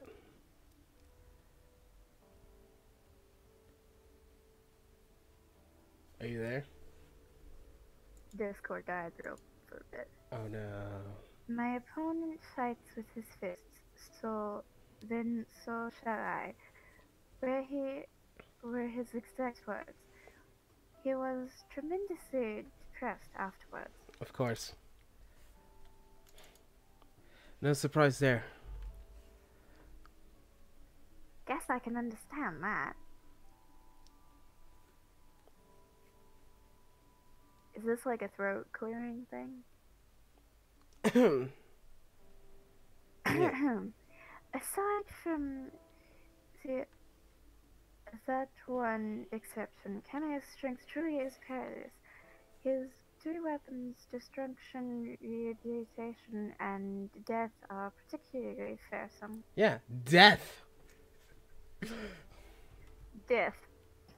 Yeah. It's just death. In fact, it was primarily due to Cameo's efforts that we beat back those monsters from 3 years ago. What monsters? No, it's the monsters from 3 years ago. Do you not understand? Yes. It clearly, everyone knows about them. They were just there. It's like how I reference things. It's like, remember, that thing that happened, Yes, the monsters from Monsters Inc. They all went extinct.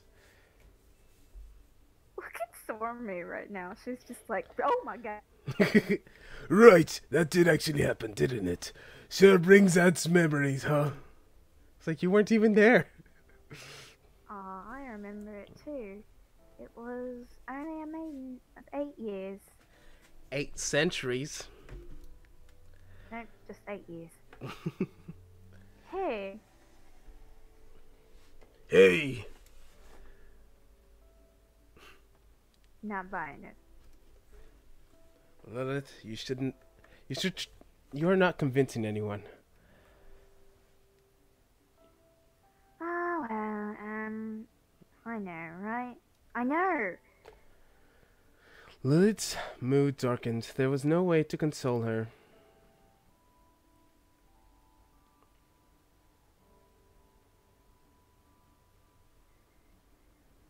Beth Hill, shouldn't you be on your way to your training with Setsuna in 2 days, and we're gonna hold you to that promise.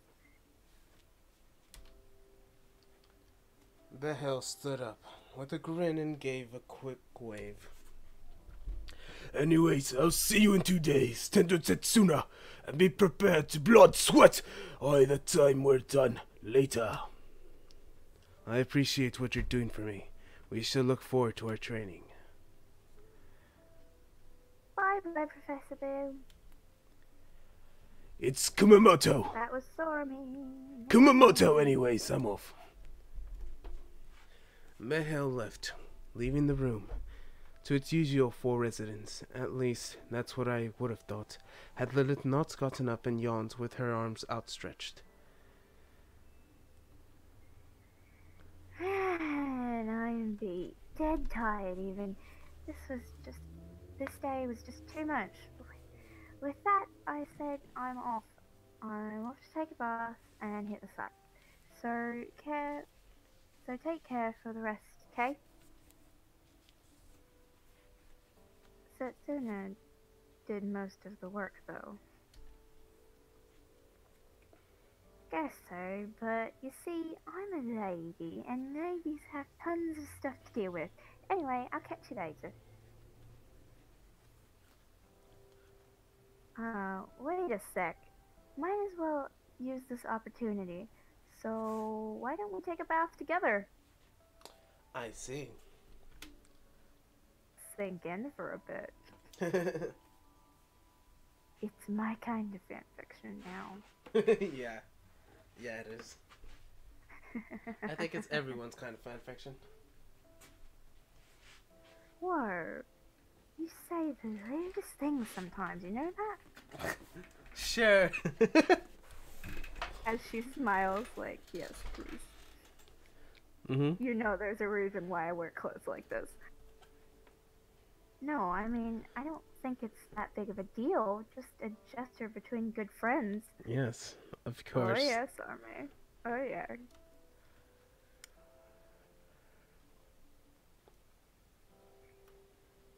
Out with it. What you do? Well, I was just wondering what sort of physique a legendary demon may have, you know? I'd like to investigate it. Directly. Am I gonna have to censor? No.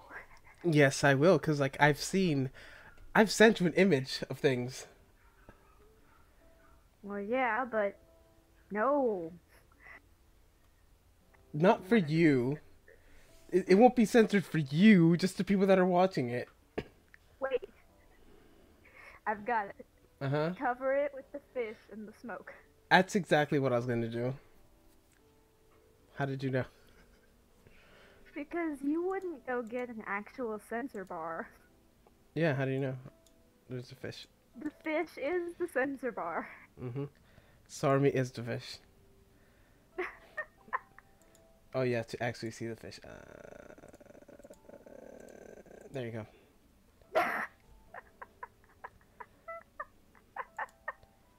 And then here's the smoke.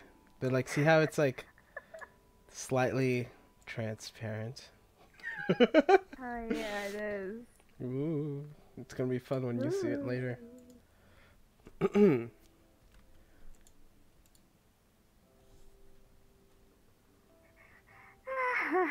Very well. Tonight you'll learn that they don't call me the Witch of the Night for nothing. Wink, wink. Yes, please, please. Giggling between themselves, Lilith and Sormi took off towards the bathroom. Follow them, Razzle. Razzle spoke up between, almost like she had just realized something. Is something the matter? I just realized nothing, never mind. Razzle fidgeted about, seemingly overconscious of my presence. It didn't seem too big of a deal, so I proceeded to sip away at the tea Sormi had prepared. I felt lukewarm liquid sluggily crawling down my way into my stomach. My wounds had just but healed, mostly like due to the energy I just gained from consuming such a large quantity of food. By the time I had faced Babel in 2 days, I would have been pushed What myself is to the this very voice? limits. Why? So fun. Your wounds. My wound?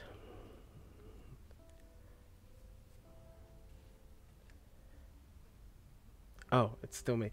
Razzle ran her fingers along my nape, a look of visible concern in her eyes. Are you alright? Oh no. This one. Yes. There you go. Yes, I would. Yes, I should be back to the operational ship by tomorrow. She gave me a confused look.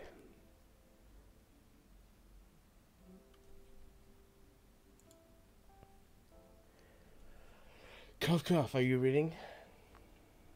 You sort of sound like a robot when you say that. I am a robot. It may not be all that's far away from one. Without being aware of it, I let a faint, yet bigger smile creep into my lips, alarming Razzle.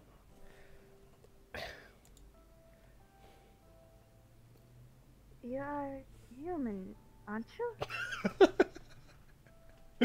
No. I am, probably. Probably? Options may differ on whether or not I am pure human. Not sure.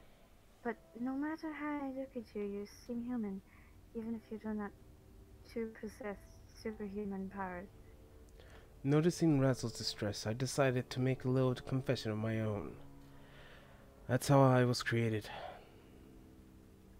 Created. I'm sorry. I don't understand. Razzle's voice, her confusion louder and clear. The details of my birth were complicated and not particularly pleasant. Nonetheless, I had no intention whatever to paint myself as a victim.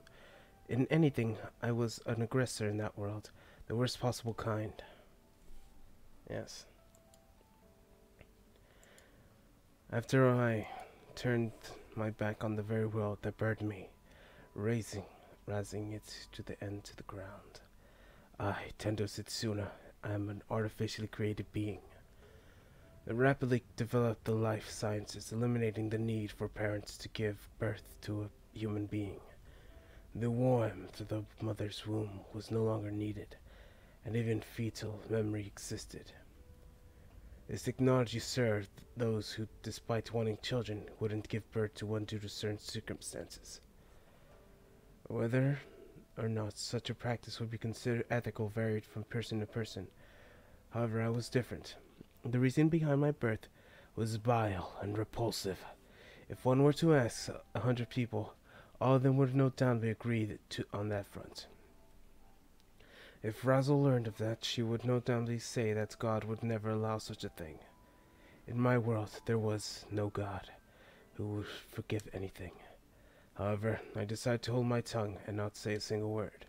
On the other hand, she was an angel with senses far more keen than that of an everyday person. I promise I won't ever ask you about this again. Why is that? Razzle placed my hand on my cheek, hint of sorrow lingering in her tone. I mean, it seems like a painful memory for you. Painful. It didn't seem that way, yet for some reason I found revealing this information to Razzle tremendously unpleasant. Dread the shame would be insufficient to describe the feeling that assailed me, as though my wretchedness being exposed to an angel would transcend humanity and live her life in purity. As such, I was glad that she was pried no further and discussed not to share this information with her Lilith or Sorami. Technically Lilith knows, but whatever.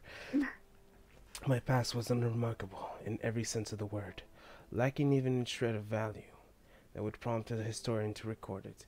I was created without a name, and was fated to disappear in a similar fashion. Yeah, because Lilith named Setsuna.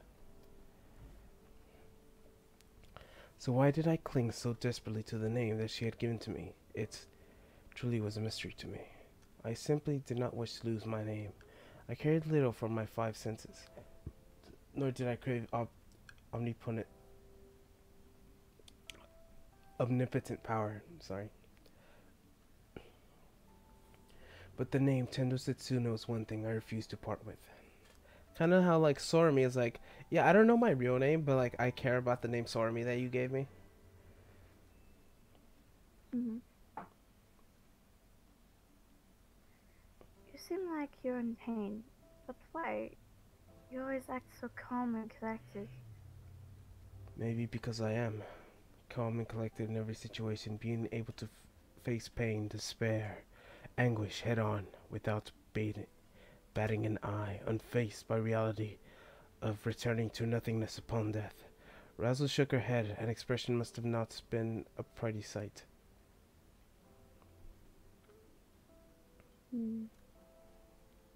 After a few moments of intense gazes from my eyes, Razzle finally spoke up in a quiet tone.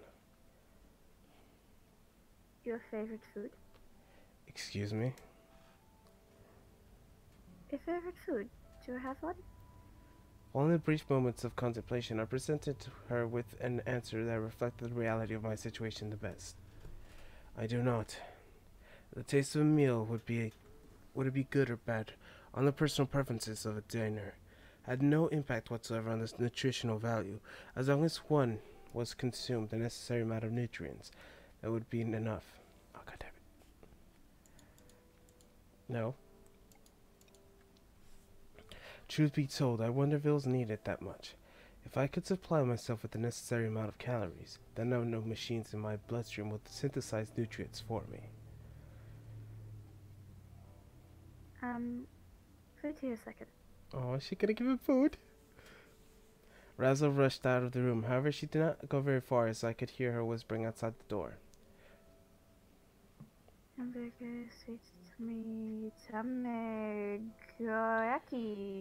Okay. Meat, potato, and potato stew. Potatoes today, rice balls, sausage curry, and here, maybe? What are you doing? As I It's peeked, that hallway. yeah. As I peeked outside the door to check up on Razzle, she abruptly hid something behind herself. Something that she could have been a book. Don't sneak up on me like that. Razzle glared at me, unable to hide how frustrated she was. Flustered she was. I must have inconvenienced her somehow. Sorry. Good, as long as you understand. Razzle, bathroom's free, or Satsuna if you want to go first. Salmi. Didn't get to see it. Salmi barged out of the bathroom. Lilith followed behind her with the heavy footsteps, looking thoroughly dejected. I want to die. It's because Sormi has bigger boobs than Lilith. I mean, I didn't say that, but that reminds me of something. Good. Never mind. I want to die. Can I make a guess? Type it.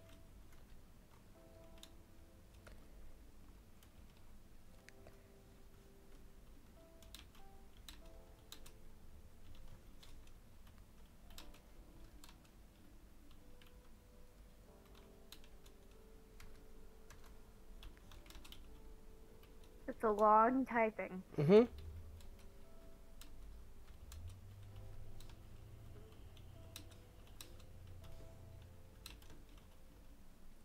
I have a feeling it's wrong because it shouldn't take that long to type. Yeah, I know. It probably is wrong.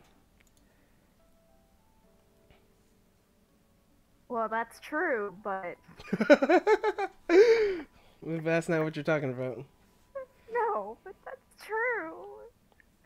And I did have a problem with that a little while ago. I was like, oh lord. But, Do you want to type it? Sure. Okay. Razzle and I blinked at her in surprise. Did something happen? Oh, she's fine, really. It's not something you need to worry about, Satsuna, right? Sormi beamed from ear to ear, and she tapped Lilith on the shoulder. Come on, Lilith. Show more enthusiasm. This is particularly a more particular need. I'm supposed to be a witch tonight, aren't I? Aren't I? Lilith was gently tapping her chest with a morose expression. ... Frankly, I had no idea what was going on. However, the warning sirens in my mind were blaring loud, warning me not to say a thing if I valued my life. As such, I decided to quietly retreat out of my sight. I'll go to take a bath now. Razzle disappeared into the bathroom. Oh, I forgot how much I loved your Razzle voice.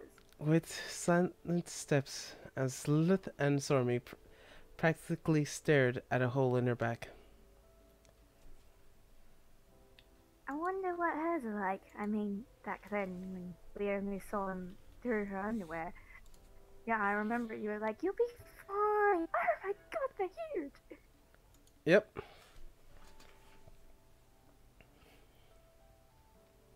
That was enough to make me know my place. So, I mean, you can't seriously be thinking of being that, right? Wait, she was gonna use her illusion powers to make her breast bigger? Probably. Oh my gosh. That sounds like something Lilith would do. That's exactly what it is. No, I mean, sometimes they're not just and shapely, you know? Like, they could drop and sag. Droop and sag. Even though she's an angel. A single look is worth more than 1,000 words. Follow my lead, Sormi. Yes, madam. Stroll away. Two girls galloped off towards the bathroom in their respective silly walks. I decided not to get involved, instead opting up to make their beds. She's got a pair of sword bombs. Okay, I'm back.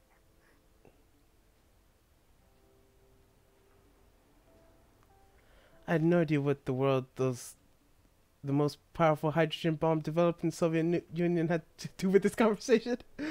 On the other hand, I most likely felt I didn't want to know.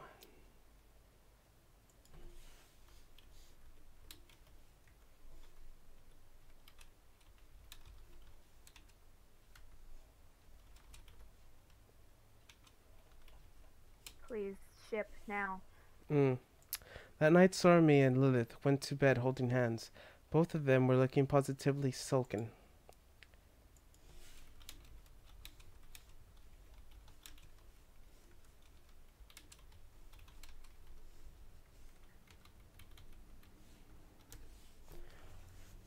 Afterwards, I took a slight shower and got rid of myself to the day's grim. My wounds was nearly closed up, so I promptly peeled off the scabs I had still left. They had still served a purpose as they were on the verge of falling off, and discarded them in the trash bin. Oh no. Apparently I did not require sleep. I still cooped myself in the closet to completely finish my recovery process. My vision was clear, and so was my thoughts, but I did not dream, nor could I close my eyes. And I certainly did not fear the long night. I simply sat in place, replaying the day's events in my mind. How we toppled the second stratum and fought Kuro Mikao. Abdel's words and fell hostility and fell towards Adam. The reason why I was here, why as of yet known a raison d'entre.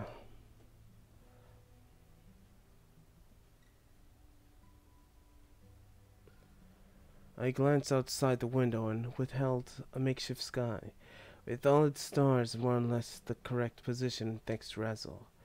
I thought them beautiful. Knowing they were fake, I still marveled at their beauty. The realization came with the quick. The reason I had yet to find the raison d'être was because I found myself was a fake human being. Even if I did not require sleep, I still closed my eyes from time to time, recalled day gone by. You were born to move this world into its foundations, which is why I feel sorry for you. Your role has been set in stone from the beginning to end. You are to be revered, respected, worshipped. That is your life, your never-ending mission. And that is something I cannot bear. So please, tears trickled down my mother's cheeks. I myself couldn't... See, it's his mother. Okay. So, her mother was a scientist and she hated her son. I myself couldn't grasp her reason. And whatever tormented her, it must have been unbearable.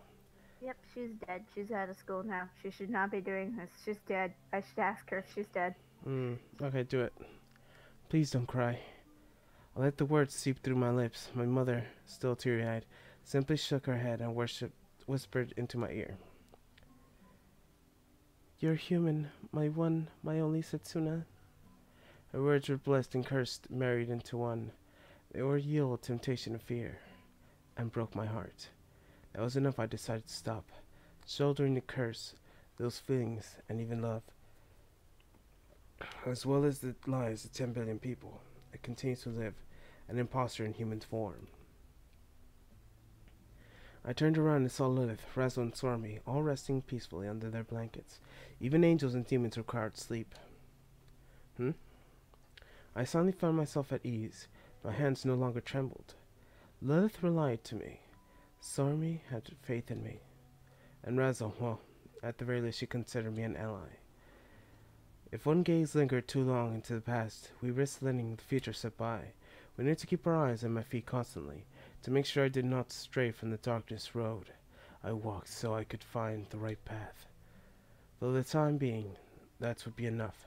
I had the feeling the silver light would ever so slightly illuminate the dark past of mine. It was not just I felt a presence, lighter than air, on my right arm.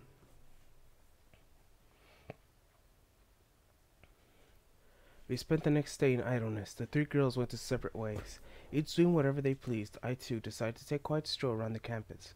My recovery was still but complete. My pain had long since faded. I was able to participate in Bechel's training without any problems.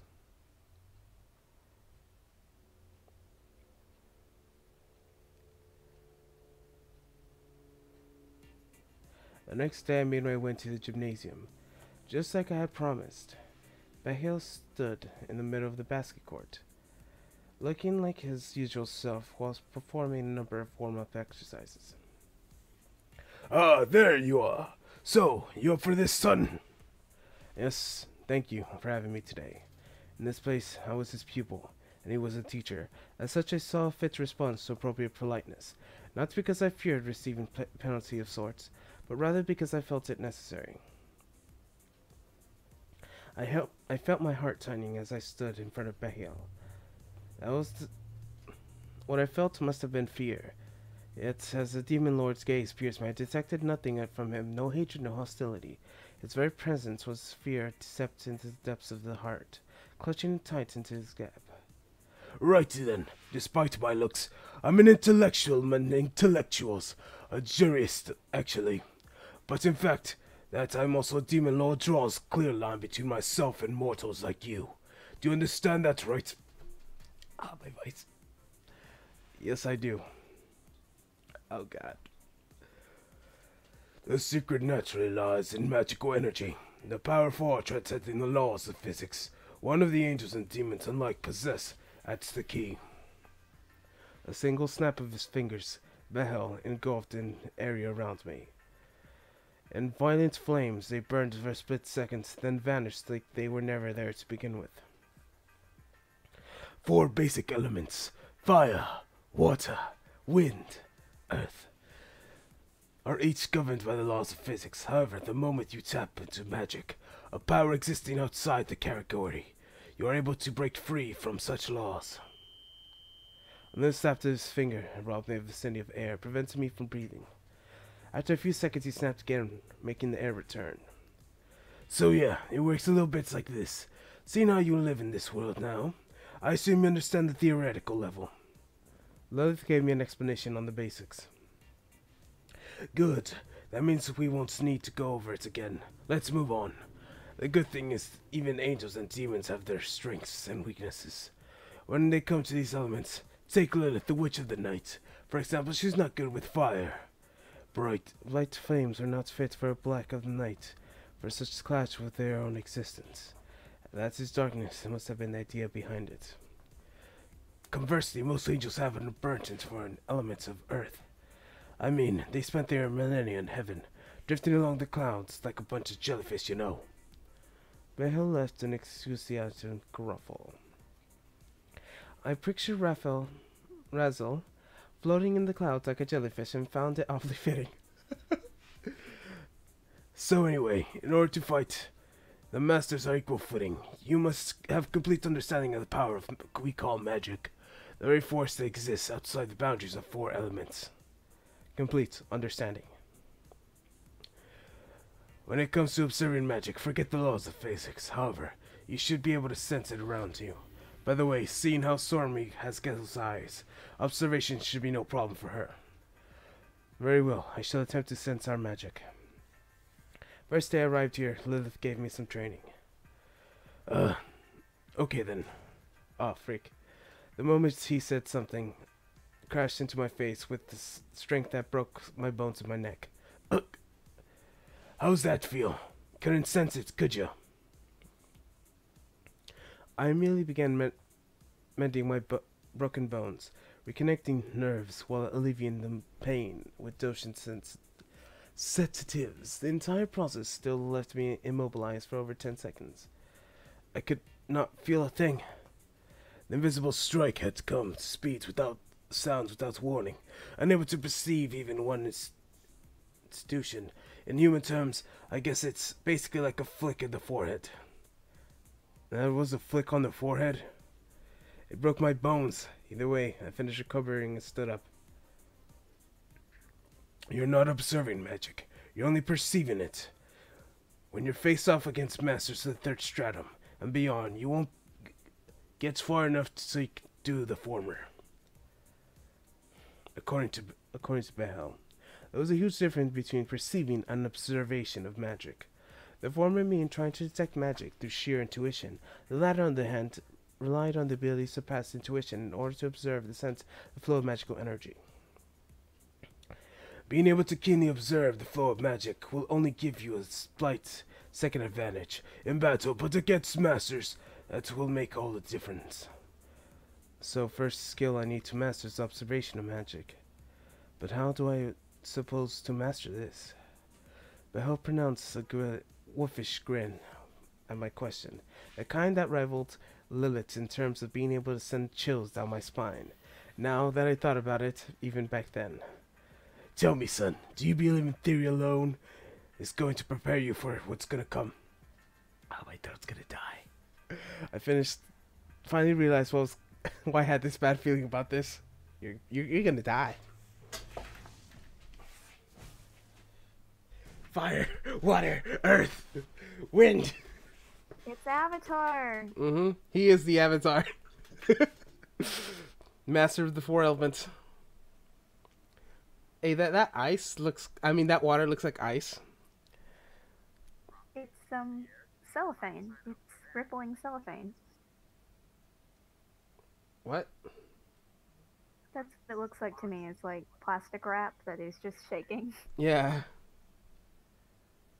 What's the thing I hear in the background? Nothing. I don't know what that is. I'm assuming it's us, but it doesn't feel like that. It's not. I was watching a video because I didn't have any lines. Why does it start talking a little bit after I do, and then stop when I do? What? I heard... Is it push to talk? Is that why? Are you confused as to push to talk? No. The video. What are you watching?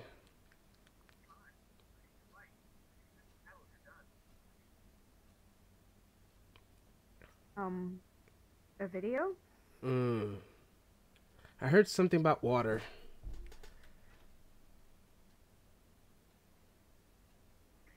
Okay. Okay. Scream, worship, despair, extol, for I am the worthless one. He erected pillars, fire, water, earth, and air around himself. Each was placed around Behel, with the demon lord standing in the center. You ready for this? You don't come cry to me when you end up kicking the bucket. I sealed my heart, locked in gaze with him, and prepared myself for the worst, then began to focus on observation. First strike came the pillar of fire. Lilith! Oh!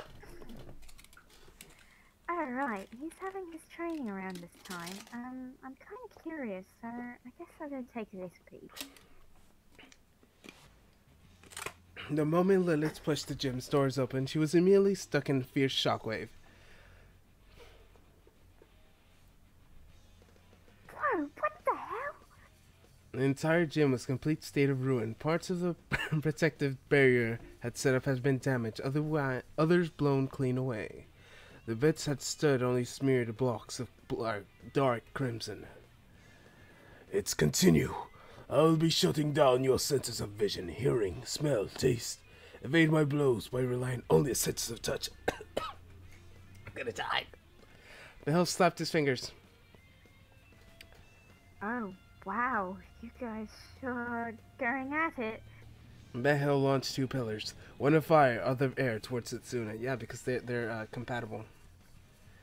Fanned the wind, the flames expanded. At a terrifying speed, Lilith saw that spot. Behel occupied the safe zone and proceeded towards the demon lord. Phil, how's he doing?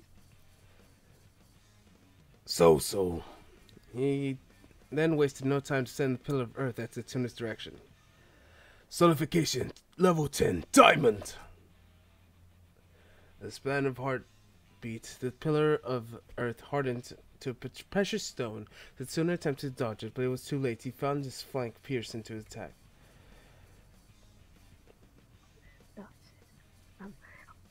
With only his sense of touch intact, I guess he won't be able to perceive it until he gets real close. He was able to sense the flow of magic could easily determine its factor, though. The core of its shape training relied on force. The training to sense the flow of magic to gradually rob him of his senses. Behel, however, only lit Setsuna with 1 out of 5 senses right off the bat, with the intention of hastening the process. The whole process would lose meaning if he died before mastering the skill, though. Still, Setsuna gave his consent, wishing to achieve the results in a short span of time as possible. As long as he takes it and plan to rob him of all his senses, and 6th one included. You okay with that, Lilith? Go ahead. Lilith's answer came without hesitation. It may be seemed cruel, but she was tightly balling her hands in the fist soon afterwards.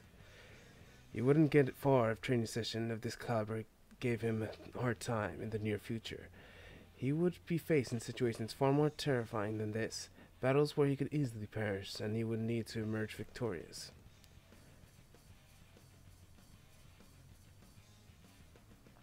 Do it.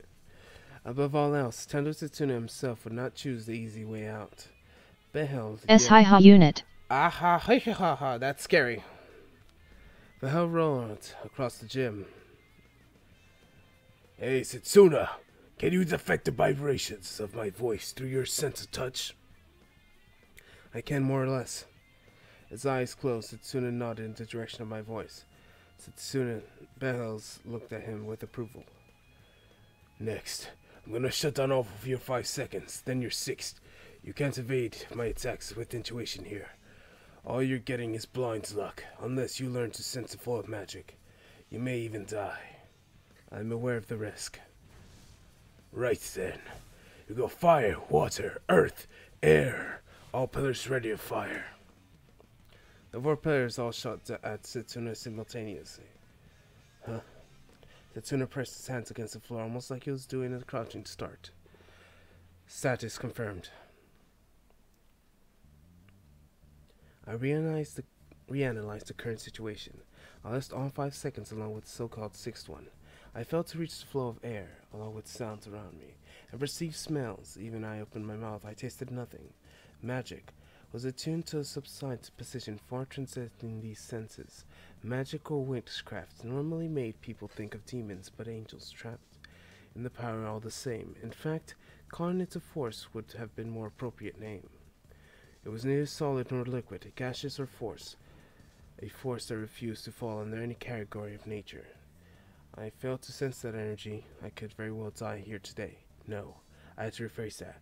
I would die for certain. If not now, then another day in the future. Did not wish to fail, let alone perish. I was all but once engulfed in rage's hot flames. My senses of touch may have been shut down, yet the pain still remained. Next came the pillar of ice-cold water. Then diamond one hit biting down my flesh. Crippling pain ravaged me. Anguish far surpassed what I had perceived myself for. Even biting back my own screams, felt an underate soul. Why do I have to feel pain? Someone like me did not need to need that sensation. These thoughts sluggishly floated through my mind in the midst of this. Indeed, the issue came up when it was created. That is whether or not I need to feel pain, whether or not I should be given the sensation of agony and hardship. Many argued I did not need such things. That was the way I should have been. I could finally realize that now. So why? Why did I feel pain? To this day, I treasured all my memories of her, so I could easily recall the conversation in question, with no particular difficulty. Pain is necessary. It is certainly true that our goals, we don't need it. But we must make him walk the road to this very end.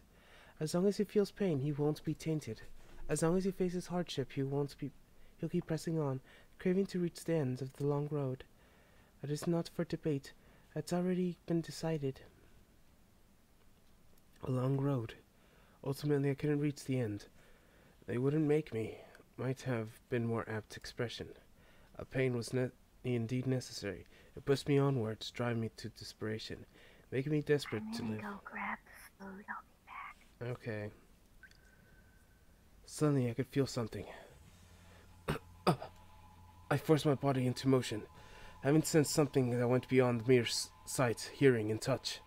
I had a liking to it. It felt almost like having a third eye opened, an eye that sensed but one thing: magic. Four rectangular objects gathered around something emanating tremendous power, magical energy. I suppose that would be Behel. Next to him sensed something radical magical energies, most likely Lilith. I finally managed to see the flow of magic. Realization had made me lower my guard. My vision went black instantly. You fool, pay more attention, will you? The words might have come from Behel, Lilith, or myself. Either way, its acute warning pushed me once again to focus my mind. I'd already grasped the basic of the technique once. As such, I would easily replicate it. The pillars of fire mounted the assault. I successfully leaped out of the way. Came the pillar of water, ready to tear me to shreds. This time I evaded by ducking. As I kept evading and evading, the incoming attacks and pillars soon moved from in simultaneous strike. However, despite their astonishing speeds, they traveled at simpler trajectories, making it easier for me to predict their movements. I heard something snap their fingers a moment later. I felt a surge of intense pain within my body. I wasn't being attacked. I simply regained conscious of my lost senses. Alright, good. Why don't you move on to the next phase? Four pillars split up to several smaller ones, and I soon found myself weathering the onslaughts of 32 thunder javelins. You can use all 5 severe sentences, even the 6th one if you like.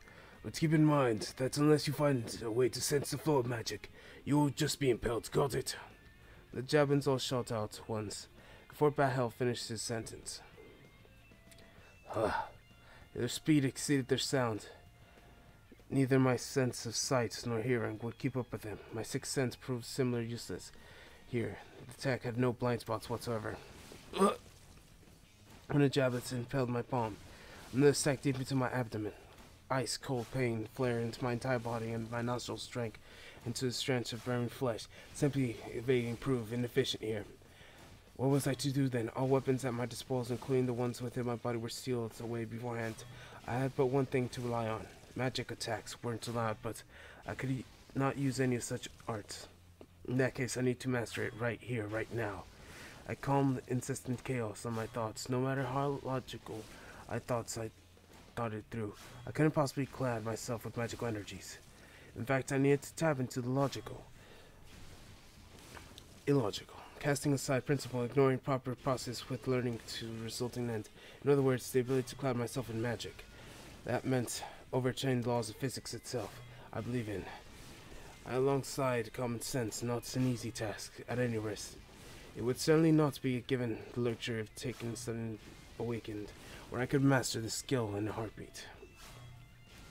I had magic, at the least see the flow of magic.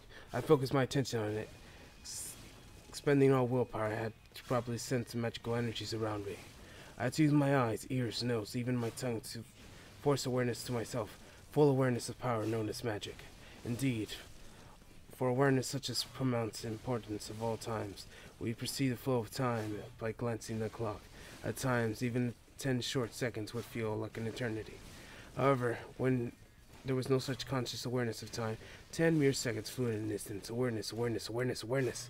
I seized the vague existence known as magic and pulled it within the boundaries of my own realm.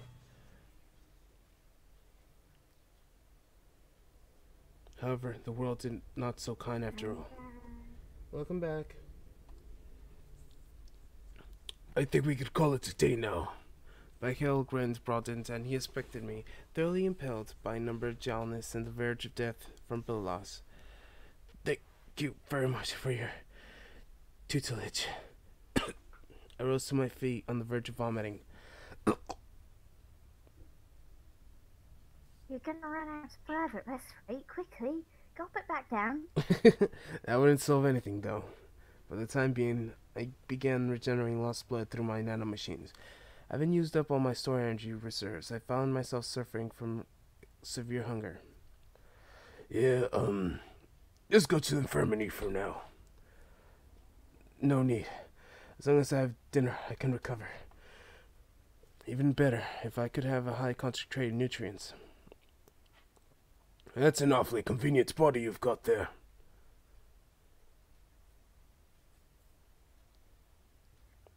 Alright, fine. Here, lean on me. Heave ho. Yes, heave ho. She helped lift me without. Never seen that expression before. You've never seen heave ho? The expression for lifting something? Nope. I see. Without having to wait for an answer. See you tomorrow, son. Yes, sir. Oh, and one more thing before you go. It's about Adam. If we were to say your magic was 100, his numbers would be 2 digits larger than yourself. I had a very small victory of celebration in the road ahead, but still, long and arduous. It was long before I could catch up to Adam. Is that so? Bell flashed a sadistic grin. Yep, so, still got your motivation. Raphael, that's enough. I do. I spoke up, interrupting Lilith mid-sentence. I feel like I passed out.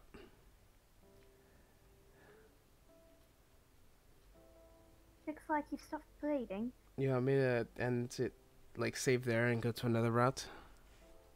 Sure. Alright. Save. I'm gonna save. Can I save over this? Mm-hmm. So it's just the same thing. No, there hasn't been any. There you go. Now, where's load? Menu. Load. Do. Do you want to go to the what's it called? Azeroth route or the what's it called, the meals? I think you want the meals. So Probably that one, yeah. which should I choose? I'm gonna do save for each one, by the way. Okay, and then do the top one first. All right. Back! Why did you go back? No, there's a Okay. announcement. It's just my Discord pinged and I was like, ha. No. Can I assume who pinged you? Is it M? No. Oh, okay. Is it P? No. Is it someone I don't know? It was a server. Ah. I got a server thing too, but it wasn't your server. We marked the boxes we chose and stuffed them into a pocket dimension. This wouldn't enter it, but it could very be useful for storing things according to Lith and Razzle. We could fit a car there if we wanted to. I mean, you can have shitloads of items in games, right? Like 99 potions and stuff. It's the same thing, basically. I didn't explain much, but the chaos not to pursue the subject I further. think your Discord mic just went out. Did it? Ah, freaking fruit. Unless my mic is not working as well as I thought it was. Turning back Discord and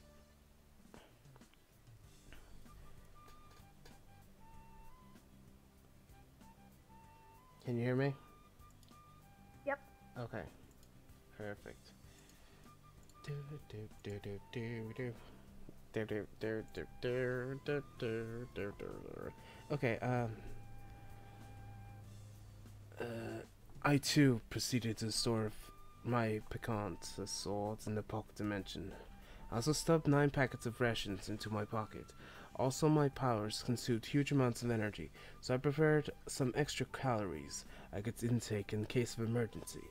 I got this feeling Stormy would probably complain about me taking these despite her box lunches, but they were priorities in my field of battle.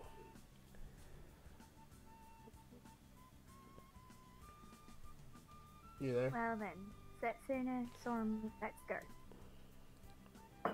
Eating. Alright, now I'm done. We nodded in silence.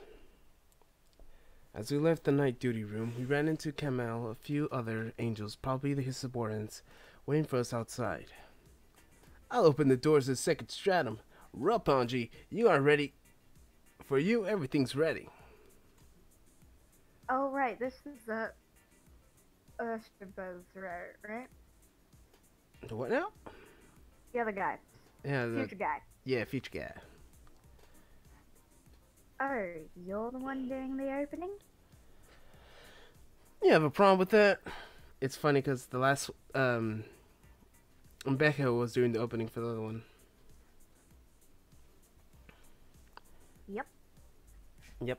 No, I don't. Oh, I see. I get it now. I don't get it. What's going on? Lilith stole a glance at my face and proceeded to laugh. Camel, on the other hand, looked away from us as if sulking. What's going on?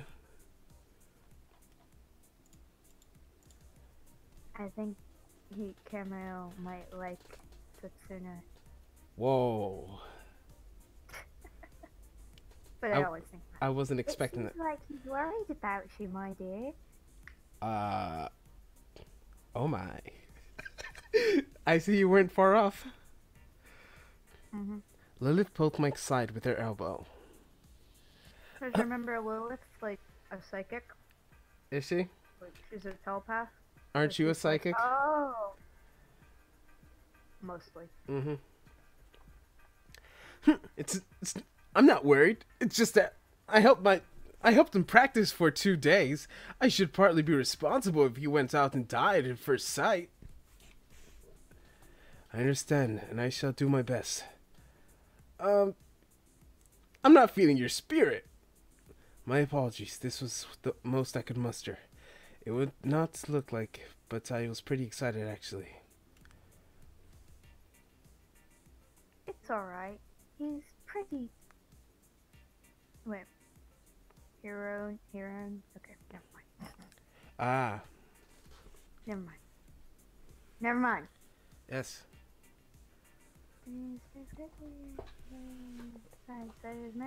is the last thing I have to worry about here. Okay. Just skip over that, because I can't. Well, process alright, it. follow me. With Kamea and his angel support and seeing the way, you proceed towards the gate of Tokyo Babel. Lilith? Yeah? Yeah? Who's that pretty heron you were talking about? Well, who else could it be? It's me! Of course. Wait, I thought this was the Sormy route. Is this all the routes? This is all the routes. Mm-hmm. Okay, I beg to differ. The voice of Razzle and myself reverberate across the corridor walls of unison. Oh, Stormy is the one narrating here. Yes. Okay. Yeah, whatever. Like, our heron is little Kukutsu Stormy. Her 3 sizes 82, 61, 83. She's quite inert in her chest region. She's choking her. What the hell are you blaring about? Sorry wrapped her hands around his neck. She's choking her. But wait, I give up. I give up. They proceed to valley type the wall. Whoa, she actually pulled off the two-handed chocolate. Just look at stop. Because it's like, she's foaming from the mouth now. Yeah. She fainted. And with that, Stormy finally like, She passed out. isn't it the same thing? No. Oh, then pass out. The demon girl slowly crumbles to the ground and proceeds to rub her neck. Meanwhile, Stormy pointed a finger at her and... Oh. Next time you say something like that in front of Setsuna, you'll get worse. Ooh. Damn. Feisty.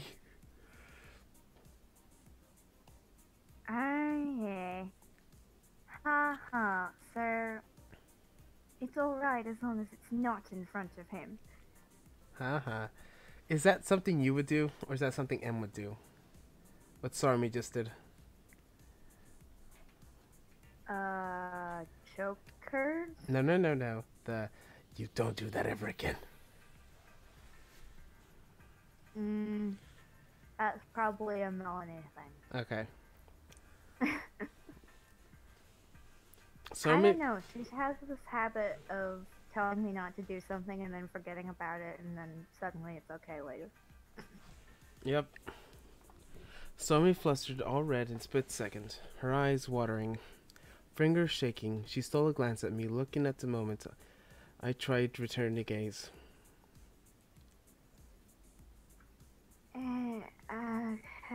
Well, it's, yeah, it's alright. Sorry, and seemed to intend to whisper this in Lilith's ear, but reached us just as well, since we were all paying utmost attention to the conversation.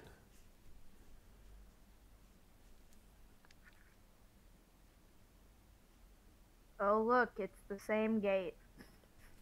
Tando Setsuna, Kugitsi Sormi, Lilith Razzle, I believe you understand what it means to pass these gates and venture to Rupanji. Wait, so one gate leads to 3 different places? It's all in the second stratum, but it's different cities are run by different masters. So we could have just and they skipped. have to get all the people out of the cities. Yeah. So that they can liberate the stratum so they can go to the next one. I'm assuming we're still gonna have to do all the endings, cause I'm assuming they all go into different timelines, but then they all converge into one timeline. I was like, oh, once you've completed all of this, you get the true ending after you get all of the things. You know what I'm talking about? Probably. Are you eating something? I was eating a brownie that I've had for like 3 days. Do it. Eat it all. I hope you have purged all doubts from your heart. What the hell are they? Oh, those 4 stopped. Oh, it's Angel A. What? It's Angel A. Yes. Oh, they stopped following us as soon as you leaving the night duty room. I think they started wrestling or something. Yeah. Why didn't you report that to me?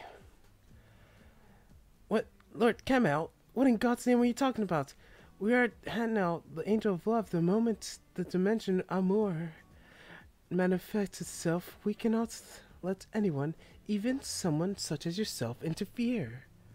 We can't do anything about today. We're taken to more dimension. Yeah. Oh, if it's the Amor dimension, there's no helping it. Yep, we had no choice. Are you mocking me, you dimwits? Get them here this very instant! I knew Lord Kamel wouldn't understand. I guess his reputation of least considerable candidate for an angel of love was well founded after all. Alright, I respect your guts, kid. Actually, I respect him so much, I think I'll send you to scout the 3rd stratum once the scrimmage is over. Wait, we specialize in love. All we could do is boast the spirits of those around us. What are you playing?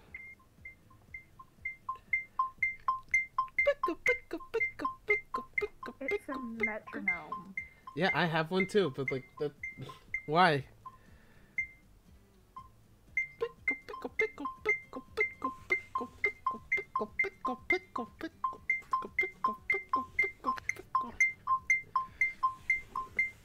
I have one, but it goes.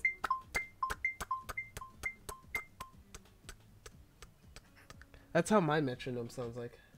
It does ticks instead of. I'll go get a different metronome. Why, you have multiple? I have a lot of metronomes.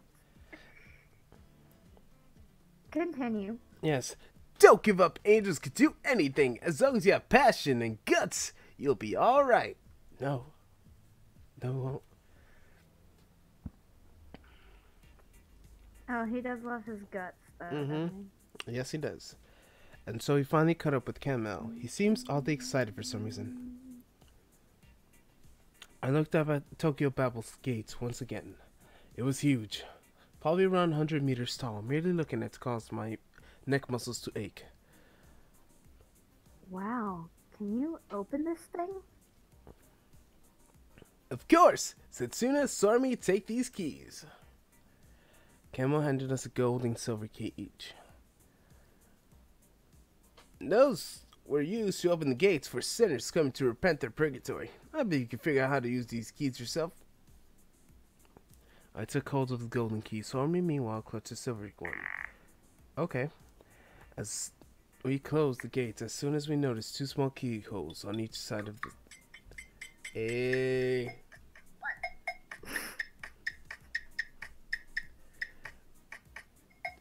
It sounds like a toy you would use as like a... I don't know why, but that reminds me of my childhood. 1, 2, 3, 4, 1. Is that also a metronome? Yes, actually. Okay. Yeah, I have a lot of metronomes. So I have that, and that, and that, and that, and that, and that, and that, and that. 3, 4, 1, 2, 3, 4, 1, 2, 3, 4, 1, 2, 3, 4, 1, 2. This is my favorite. 1, 2, 3, 4. 1, 2, 3, 4. 1, 2, 3, 4. Oh. That's my favorite. Is this on your phone? Yeah, that's one of my phone metronomes. Mm. I have a real metronome, and then I have Is it 3 the phone metronomes. Mm. But more importantly, 1, 2, 3, 4, 1, 2, 3, 4, 1, 2, 3, 4, 1, 2, 3. How did you get all 3 of them to go at the same time? oh, you mean like Like a music thing. 1, 2, 3, 4, 1, 2, 3, 1. 2, 4. 1. Oh, like that? yeah. I would like to record myself doing that. Yes. It's so Let me mute the game audio and just have you do that. what? So like there's proof on the Alright, tell me when to do it. Well, the game audio's muted. Only us are not. Okay. 1, 2, 3, 4, 2, 2, 3, 4, 1, 3, 3,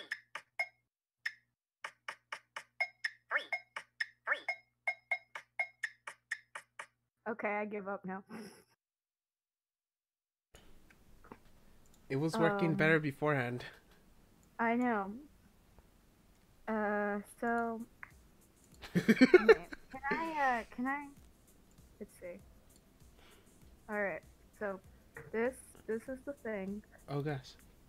and it's got okay, look at your Discord. I am looking at Discord.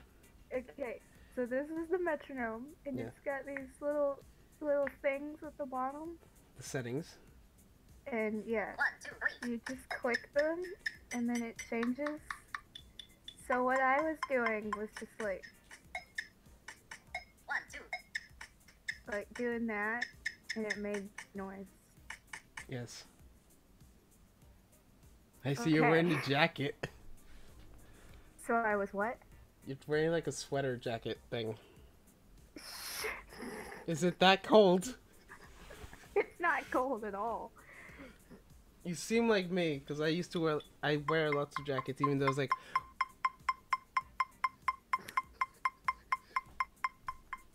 I used to annoy everyone that I knew with that.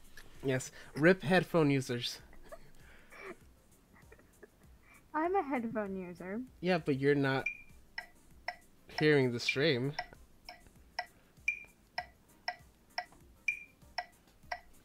Beat.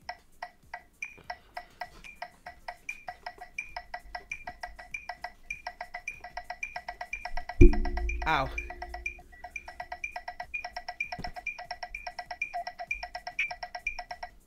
Okay, back to the stream. Oh my. Back to the stream.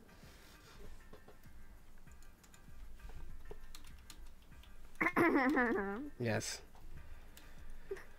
I took a hold of the golden key. Oh, I already read that. I need a time code for when that happens. 2 hours, and let's assume 40. Okay. I think this one's mine. Sorry pointed the keyhole that was stick my key into. She did it like the most natural thing in the world, and overwhelmed by sheer atmosphere, I followed her lead. Yes. The other keyhole was probably mine. Without even exchanging glances, we stuck our keys in and turned them.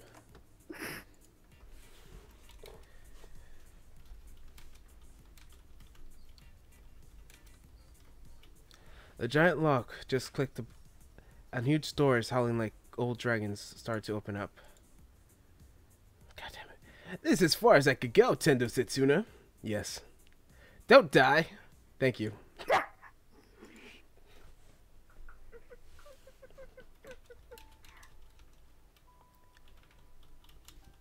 It's brighter in this room. Because of the white vortex? Yes. Because before it was extreme darkness. As the four of us stepped through the gates, the door closed behind us without a sound. Finally separated from Pandora, we proceeded through the white space forward in the second stratum.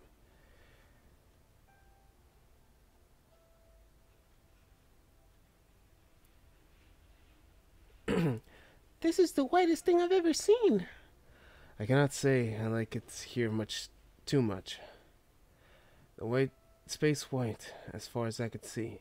It seemed like it, if we're declaring, it's not to forgive even a speck of dirt inside. A zealous, violent feeling place. I feel like it were looking right down me, my sins exposed to all-seeing eyes. It filled me with revulsion. Or maybe I just tired. Hey, let's hurry.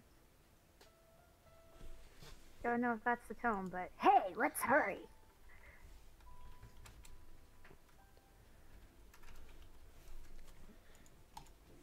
Sormi, on the other hand, seemed to like she was going on a picnic. Her bright, easygoing spirit once again dispelled the shadows from my heart. That was a question. I don't know. A fair one-on-one fight was waiting for us behind the space. No one would help me this time. My opponent was Oshibo Hanage, a young man who retrieved the future, and was a complete enigma from all of the points. It's growing darker. Got it. Sarmi, who walked ahead of us, scurried back into my side, grasping my hand to proceed a glance around uneasy color in her face. The high spirits she possessed just vanished as if they were never there. It's alright, relax. Just go towards the light and you will soon be out. Uh-huh. Go towards the light, Stormy. Do not head towards the light. The exit is over there. Something. Yes, obeying the words of our friendly demoness and angel, or proceeded towards the small light flickering in the distance. Go towards the light, Stormy. So Army clutched my arm even harder. It didn't mind, but I wish she would relax the force of her grip a little. It was slow, hard to walk this way. Sorry, I'm not good with dark places. Oh my gosh, so are we. Go towards the light, Stormy. Really? Well, a lot did happen back then. Oh gosh. Indeed, the school was pitch black, wasn't it? There was no helping it. I aligned my foot with hers and stumbled a little bit. What? Yeah, I Okay. think I'm trying to just keep saying go towards the light. So Okay. Stumbling a little due to the pull. Proceed towards the exit. It appears to have the doors exit themselves as shining in the distance.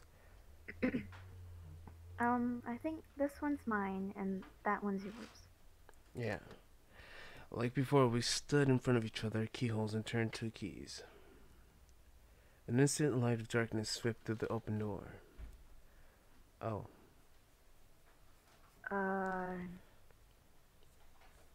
Disheartened by even deep darkness, Stormy clutched on my arm again, with even more force than before. The town was veiled in murky nightfall. Seeing what came to me, a colorful Rapunji. Everyone grasped. I thought this was supposed to be Rapunji.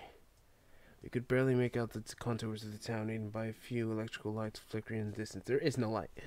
A faint light that only added to the desolation prevalence of scenery. It wasn't pitch black, so you couldn't see, but there was far from lights. You expect there was actually an inhabitant town. This gloom was probably the manifestation of the current master's will.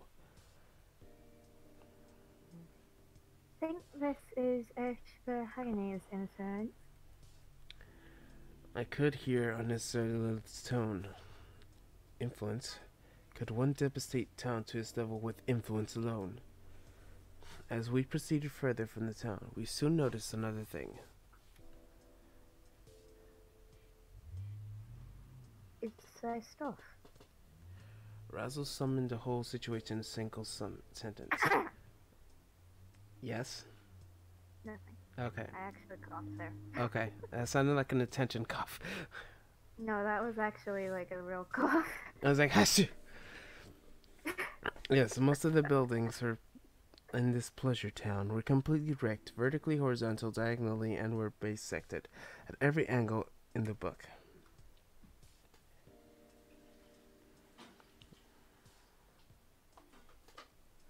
Cough, cough.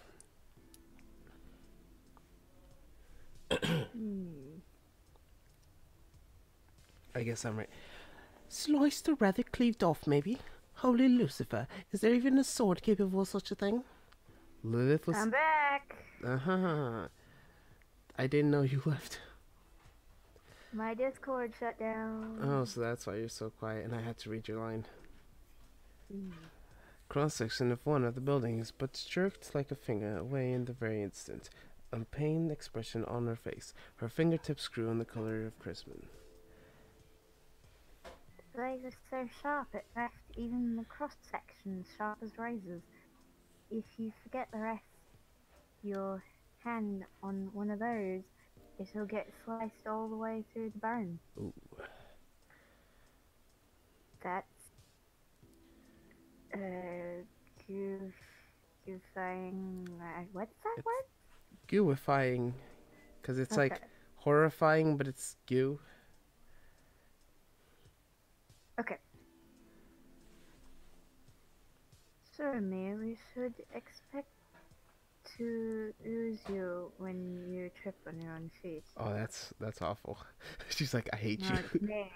Yeah. Okay. You asshole. Don't give me that excited look. Other movies like that are forbidden in the cinemas worldwide. Mm-hmm, that's definitely you. Yeah, it would be pretty dumb way to go. Well, whatever. I guess we can make an exception and help you on this little. Ooh. Lilith and Raz exchanged glances and proceeded to press their index fingers against Stormy's forehead. The curse of the night fell before those intending to harm her. My written word shall be your guide. They basically just blessed her. White light and This imprint. is what I heard. How did you know?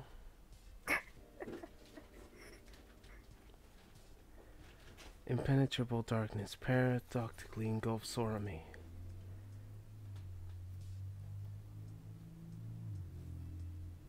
I made you a defensive barrier. Darkness will automatically try to eradicate anything that might come at you with ill will. I've installed an autonomous guidance system for you. It will lead you away from the futures where you tumble or accidentally lean on cross sections of these things. That seems like a good effect for you to give me right now since we're gonna fight the future guy. You could have said this earlier, Razzle. No, but she's like, we can't help. Oh yeah. It's We like may we, as well just not even try, even though we could totally win the fight for you because we're like one of the most powerful angels and one of the most powerful demons ever. We're not helping you. yeah, she's not helping us. We're just gonna like put this protective barrier all over Sorami, even though we said we weren't gonna save her. Mm-hmm. Thank you, but what about Setsuna? Yeah, we can't help Satsuna. We're not helping Setsuna. Sorami stole a glance at my face, but Lilith shrugged. He won't need it. I mean, he's gonna have a death match with the guy who caused those things. Our barriers would do him as much good as paper armor. Yeah, at least it'd be armor. I imagine so. Not to mention my stubbornness was on a whole other level from Sorami's. Touching a few razor edges would hardly cause me serious damage. Well, I guess now we should start looking for Oshibahagane character. For that Oshibahagane character. Sorry, can you see anything? Wait a second.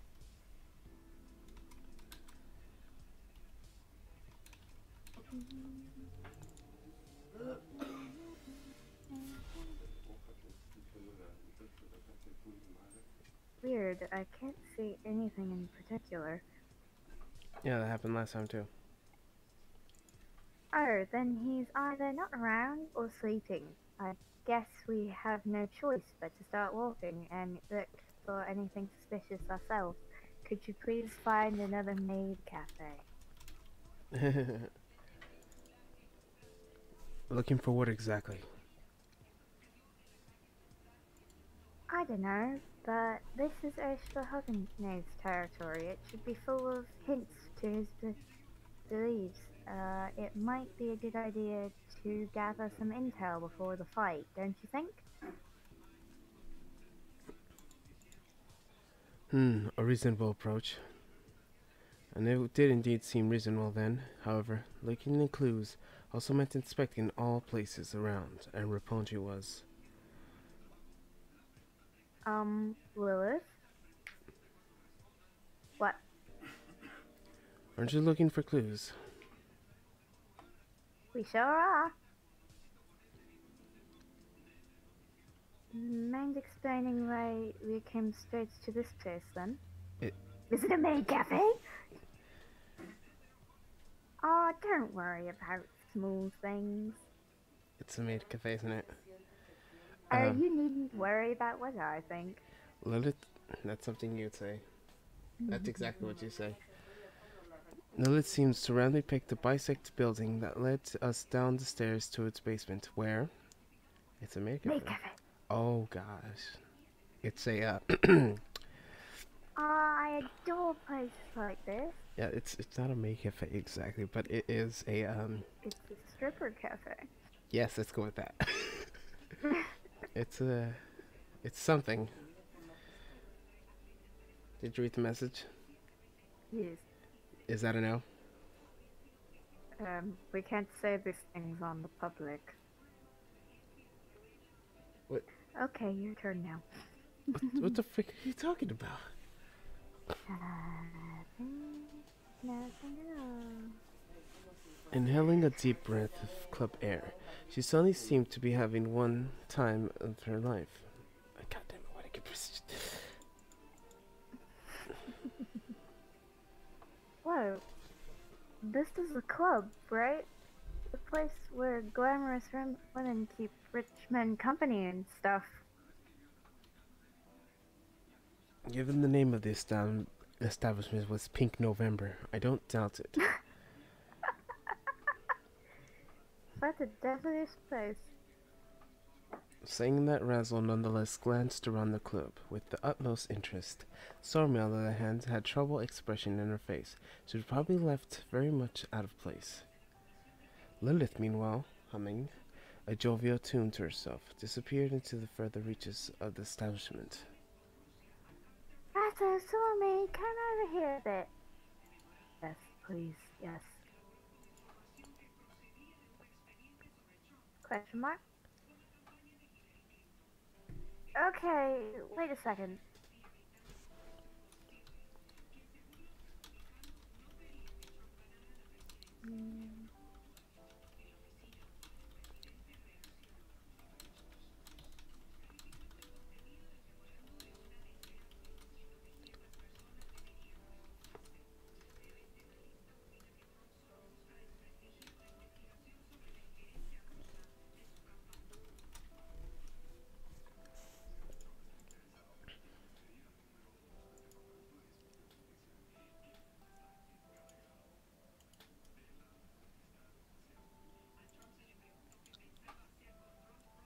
So you gonna do that?